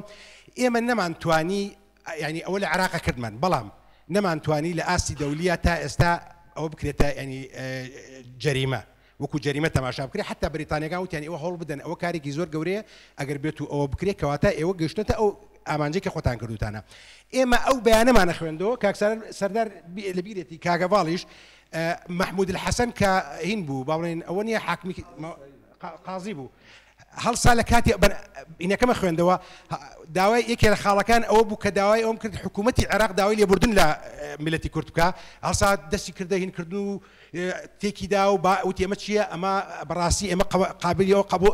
قبولنية أم قصاني كأوي كان أم داوا كارين كأوي كان يعني فكري شوفيني عربي لدروز بني عراق تا يستا حضوري هي ومسألة كتنالوانية ما من بويد بله بردام ببوره سپاس دست خوش کاکەوە فەرموو مامۆستا جارێکتر دەستان خۆش بێ بۆ ئەم سیمینارە بۆ هەم بۆ بەڕێزت هەم بۆ کاک عومەر و ئامادەکارانی سیمینارەکە زانیاری بە سوودتاندا بە ئێمە وەڵام من هەر برادران زۆربەی قسەکانیان کرد خوشکان و برادران بڵێن من تەنها دەمەوێت یەک دوو خاڵ بڵێم ئەوەیە کە ڕەنگە لە قسە هەندێکیانە بڵێن ئاماژەی پێدرا ئەویش ئەوەیە کە جینۆساید لە ئەنفال جیاکەینەوە جینۆساید پرۆسەیەکە یا پرۆژەیەکە کە من پێم وایە پرۆژەیەکی عەرەبیە نەکرد پرۆژەی سەدام حوسێن بووە یا هی عەرەبی عێراق بووە پرۆژەیەکی عەرەبیە لە مەغریبەوە هەتاوەکو عێراق بۆ ئەوەی کورد لە عێراقا نەمێنێت چونکە کوردیان بە خەتەر زانیوە لەسەر ئاسایشی عەرەبی بۆیە من ینی پێم باشە کە ئەم دوو شتە جیاکەینەوە من لەگەڵ مامۆستا برهان و کاک سالاریش دام لەوەی کە ئەنفال شاڵاوێک بووە یان عملیەک بووە سەرەتای هەبوو کۆتاییشی هەبوو ئیتر ئەوە کۆتایی هات بەڵام جینۆسایدی کورد بەردەوامە تەنانەت مەسەل هین ناولێنانی ئەنفالیش من ئەو کاتە لە ناوچەی ئەنفالیەک بووم قائد فرقەی سێ بنکەکەی لە دوکان بوو سەرپەرشتی ئەنفالیەکی کرد قائد فرقەی سێ ناوی ئەنفالی لێنا پێش ئەوە کە هینەکە دانراوە بەرنامەکە دانراوە وشەی ئەنفال وجودی نەبووە بەڵام قائد فرقەی سێ ئەم زاراوەی کردە زاراوەی پرۆسەکەیان یا شاڵاوەکەیان هەر بۆ بڵێن بۆ شتیوانی لە قسەکەی بەڕێست و مامۆستا برهانیش پرۆسەی جینۆساید لە 21ەوە دەستی پێکردووە نا لە سەردەمی ئەنفالە ئەویش بڵێن مامۆستا برهان ئاماژەی بە یەک دووشتدا مەسەلەی حەویجە لە سەردەمی مەلەکیدا کە بڕیاری دروستکردنیدا سعید قەزاز دێت بۆ کەرکووک داوا لە ژمارەیەکی زۆر لە کەرکووچیەکانەکە کە ئەڵێ حکوومەت بەرنامەیەکی هەیە کە حەویجە بکاتە شارۆچکەیەک ئەمە پەیوەندی بە تەعریبی کوردستانەوەیە بۆیە من داواتان لێ دەکەم ئێوە خەڵکی کەرکووک ژمارەیەکی زۆرتان وەرن لەوێ نیشتە جێبن لەوێ زراعەت بکەن لەوێ ماڵدانێن حکوومەت یارمەتیتانەدا بۆ دروستکردنی خانوبەرە زەویتان پێدا ئالات و ئامێری زراعیتان پێدا و هەموو پشتیوانێکتان لێ دەکات هیچ کوردێک ئامادە نابێ بچێتە ئەوێ ئەمە خاڵێکی تریش بۆ مەسلەی هەر پشتیوانی لە وشەی لەوەی کە جینۆساید پرۆژەیەکی عەرەبی بووە بەر لە ئەنفال زۆر دەمێکە دەستی پێ کردووە جارێکیان مامجەلال لە ساڵی 1970دا بوو لە کۆبنەوەی فراوانە هەر لە دانیشتێکی چەند قۆڵیدا وتی مەلیکی سعودیە وابزانم ئەو کاتە مەلیک فەهد بوو بە بەرپرسانی سووری وتوێتی سەدام بەنیازە کورد لە ناو بەرێت وتی مەلیک پێیوتوە مەلیک بە سەدامی وتوێتی کورد میلەتێکی موسڵمانن میلەتێکی لە دێر زەمانەوە هاوکاری عەرەب و نەخشەی با بڵێم ئیسلامی عەرەبی بوون باسی سەلاحەدینیشی کردووە و توێتی لەبەرەوە حەق نییە بەم ڕەقیە لەگەڵیان بجوڵێەوە و تەعاملێکی نەرمتر بکە لەگەڵیان سەدامیش توێتی خەمی کێشەی کوردت نەبێ ئەم کێشەیە بەرنمەیەکمان هەیە بە شێوەیەک حەلی دەکەین هەتایە نەکورد خۆی وجودی بمێنێ نەکێشەکەی لە عێراقا یعنی بۆیە ئەم مەسلەیە کە پەیوەندی بە عەقڵی عەرەبی و ئاسایشی عەرەبیەوە هەیە بەگشتی زۆر سپاس فەرموو مامۆستا دەست خۆش دکتۆر شێرکۆ سپاس بۆ بابەتەکەتان ئەوەی ڕاستی بێ من پرسیارەکەم زیاتر پەیوەندی بە چەمکی نەتەوە سازیەوە هەیە ئەویش ئەوەی کە ئایا بەڕاستی حکوومەتە یەک لە دوای یەکەکانی عێراق لە ڕووی عەقلیەتەوە هێندە عەقڵانی بیریان کردوێتەوە کە بێن هەموو ئەم پرۆژانە دژینەتەوەی کورد بەکاربێنن وەکو پرۆژە وەکو استراتیج یعنی چونکە ئەگەر بەڕاستی وابن ئەوە زۆر گرنگە بۆ ئەوان یعنی ئەوان نەتوانن بەڕاستی شانازی پێوە بکەن بڵێن ئەوە تا ئێمە 100 ساڵە پرۆژەی و پرۆسی نەتەوە سازیمان دەست پێ کردووە من خەمەکەم لێرە ئەمەیە کاتێککە ئێمە ئەم هەموو چەمکانە ئەم پۆلێنبەندی ئەەکەین سەبارەت بە ڕژێمەکانی عێراق یین مەسەلەن ئەڵین ئەوان هاتوون ئەنفالی شوناسیان کردووە یان ئاسایشیان کردووە یان هەموو ئەم پرۆسانەیان جێبەجێ کردووە ئەوە لەلایەکەوە ڕەنگە دەرەنجامی نێرێنی بۆ ئێمە لێ بکەوێتەوە ئەوەی کە ئەوان بەڕاستی لە عەقڵیەتا زۆر پێشکەوتون چکە ئەو پرۆسەیەکە ئێمە ناوێنین جینۆساید و ناوێنین قڕکردنی مەسەلەن کۆمەڵکوژی کوردەکان لای ئەو نەتەوە سازیە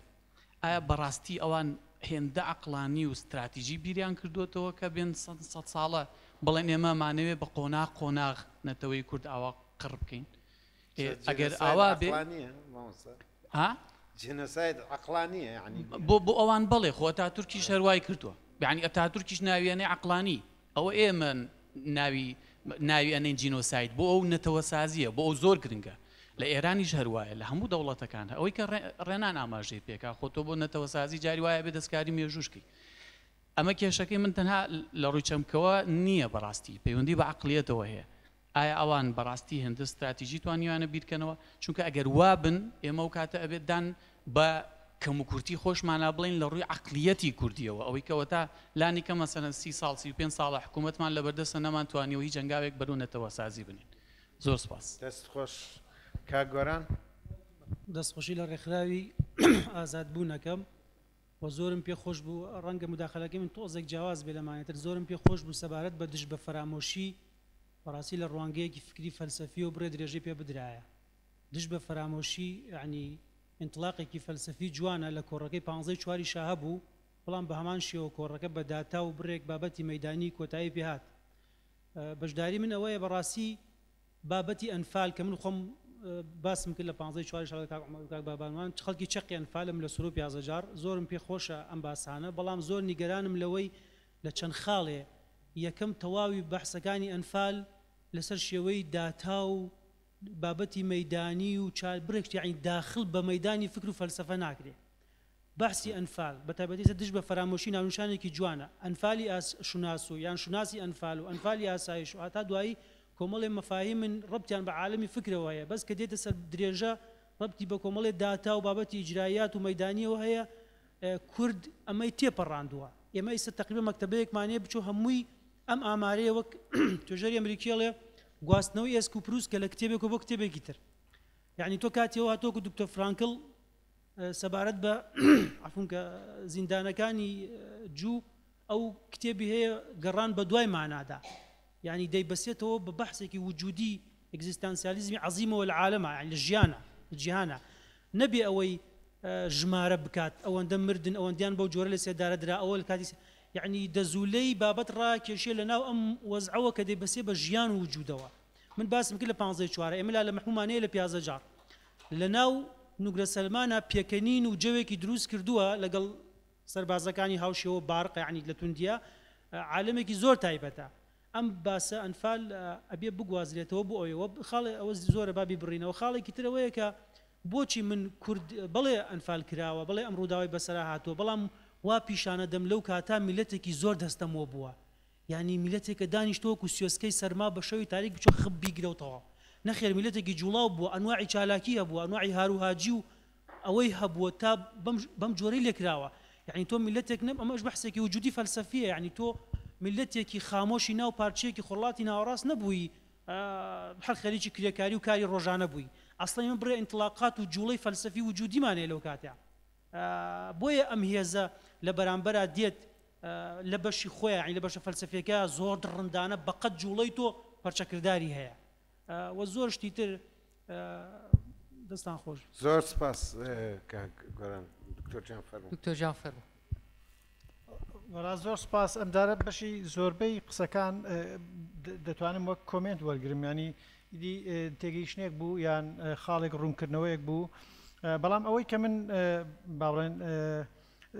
دەمەوێت وەک سەرنج جوابی دەمەوە کاک مامۆستا محەممەد حەمەد ساڵح و کازیوەخان هەوچیان باسییان لەوە کرد کە جینۆساید چییە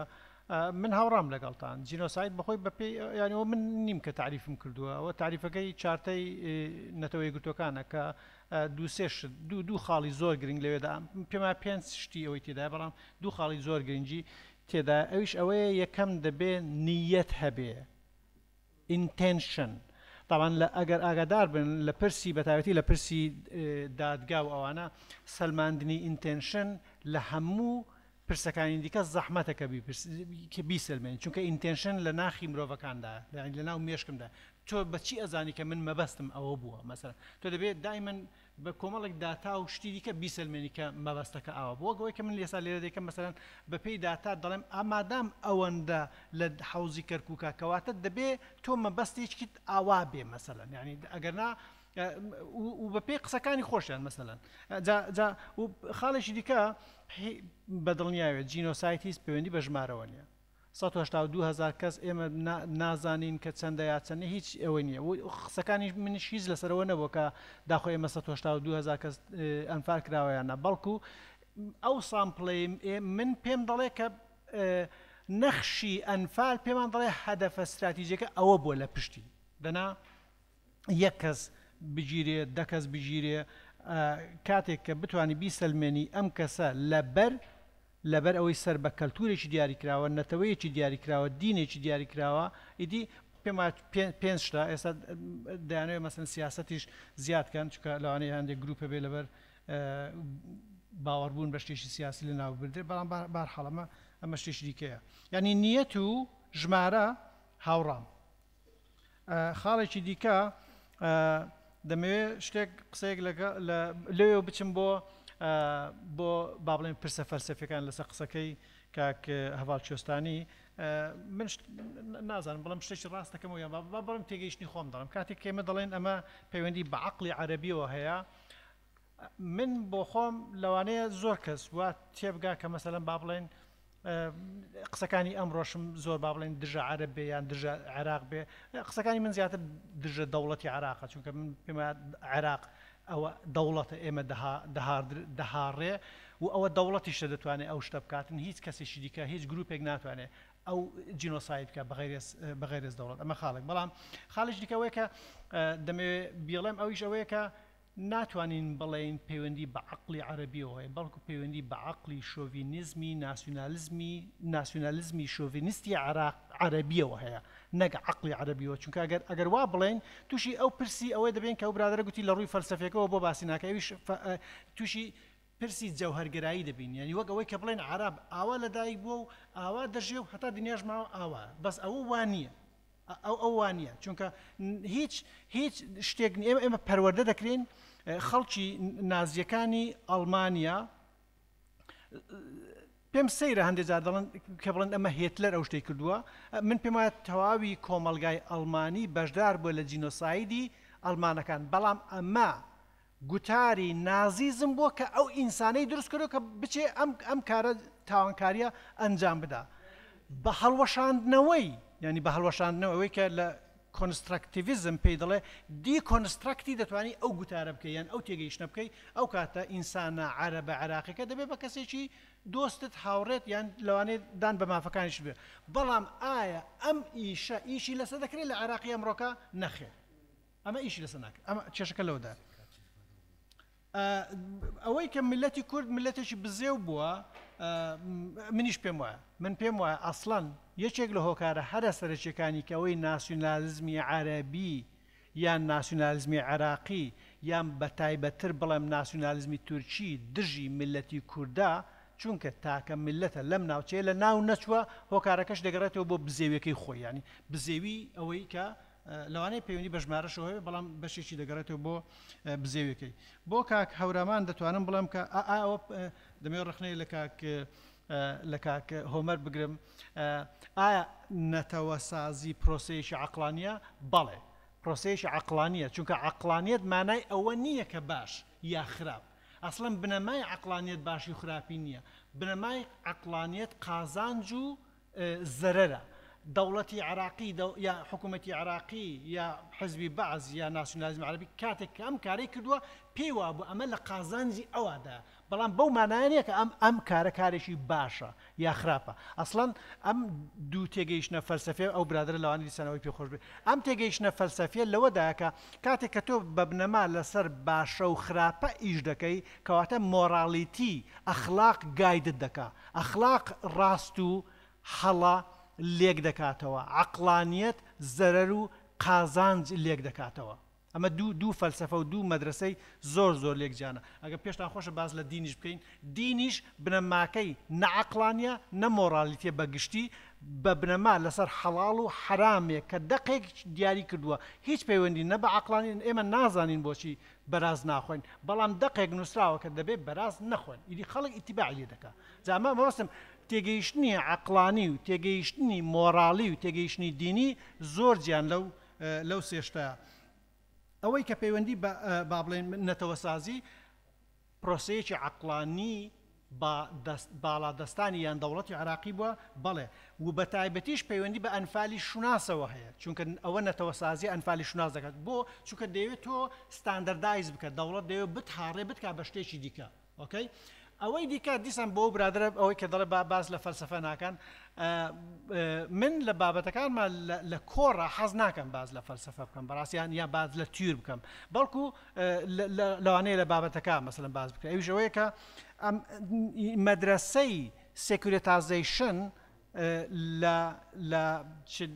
چ وەک تویرێکی سۆشیۆلۆژی یان تویرێکی پۆلیتیکل ساینس باز لەوە دەکات کە مەسەڵەن با بڵێن چۆن مەسەڵەن دەوڵەتی عێراقی لە پرسی ئەنفالی ئەمنیە بە بنەما لەسەر سێکوریتازیشنی پرسی کورد ئیشی کردووە یعنی بەو مانایە کە پرسی کوردی وەک هەڕەشەیەک لەسەر دەوڵەتی عێراق بینیوە لەو تێگەیشتنەوە مامەڵەی لەگەڵ ئەو پرسە کردووە دیسان زۆر سوپاسان دەکەم مەمنونم سوپاسی ئامادەبوونی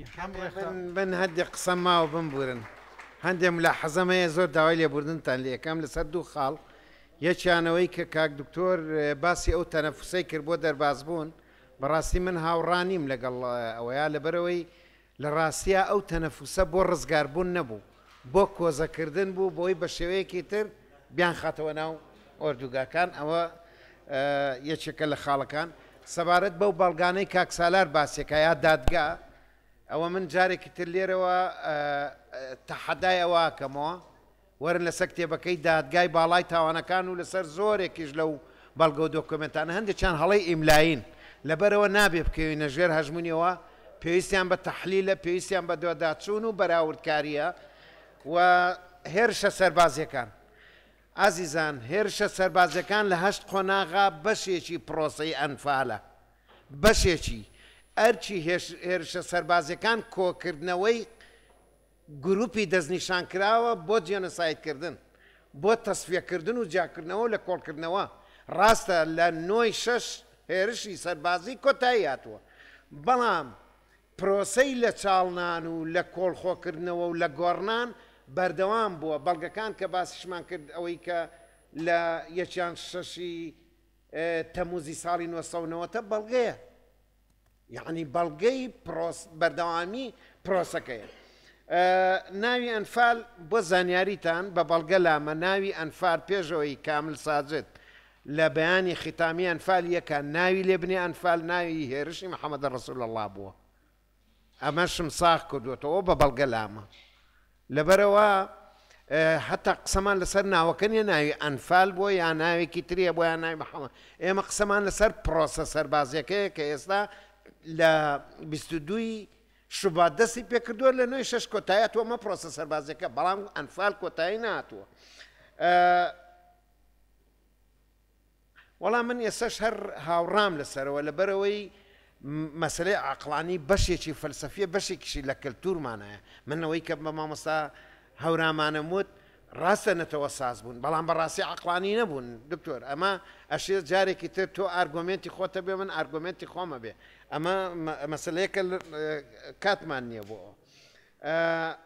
کاک سەرداجیان ئەوەی کە لە کۆپتەر بەردرایەوە هیوادارم برادەرەکەی تۆ یاخۆت بە هەڵە چوبی برادەرەکەی تۆش بەو تاوانە نەکوژرابێ ئەوە عەبدوڵای خراپەیی و دوو لە هاوڕێکانی بوون کە خەڵکی شەوجێڕن لە ناوچەی کۆیە ئەویان ئەشێت ئەوە حەزم کرد بۆ ڕاستکردنەوە چونکە من کە سوکارەکانیان مقابلە کرد و بەڵگەی حزبی بەعسیشم لایە کە منەزەمەی کۆیە خۆی ئاعترازی کردووە لەسەر ئەو تاوانەی بارق کە ئەو سێ پێشمەرگەی لە کۆپتەر فڕیاوەتە خوارەوە ئاویش بەردراوەتەوە کاک سەردار ئەوەش بەس بەڵگەیەکی نووسراو نییە بەڵام من شاید حاڵم زۆر دواندووە تەنانەت پێش چیما بارانەکە منیش دواندوومە یعنی دوا خاڵەوەیە کە من دیسان هەموو ئەم ئەنجامدەرانە ئەنجامدەری تاوانی جینۆساید لە ئەنفال بێ لە شنگال بێ لە یعنی لایەنی دەسەڵات مەسەن بۆ نمونە دەوڵەت لە ئەنفالە بەرپرسە ژینا زۆربەی دەرباسکەرەکانی ئەنفال عەرەبەکان بوون دەربازبوانی گۆڕی بە کۆمەڵ عەرەبەکان هاوکاریان کردوون عەرەبەکان داڵدەیان داون و لە کاتێکە جاشەکانی خۆمان کردویانن بە کوورەی ئەنفالە لەبەرەوە ئەم تەسمیە قەومیە بە بڕای من ئەمان خاتە هەڵەوە و دیدێکی نائینسانیشمانە بێ بۆەوە لەبەرەوە ئەبێ دوجار بیری شۆڤینی عەرەبی کە دەوڵەتی عێراقی لەسەر دامەزراوە ئەوە مەحکومکەین و زۆر زۆر سپاستانەکەم دووبارە سپاس بۆ تۆش دکتۆر جان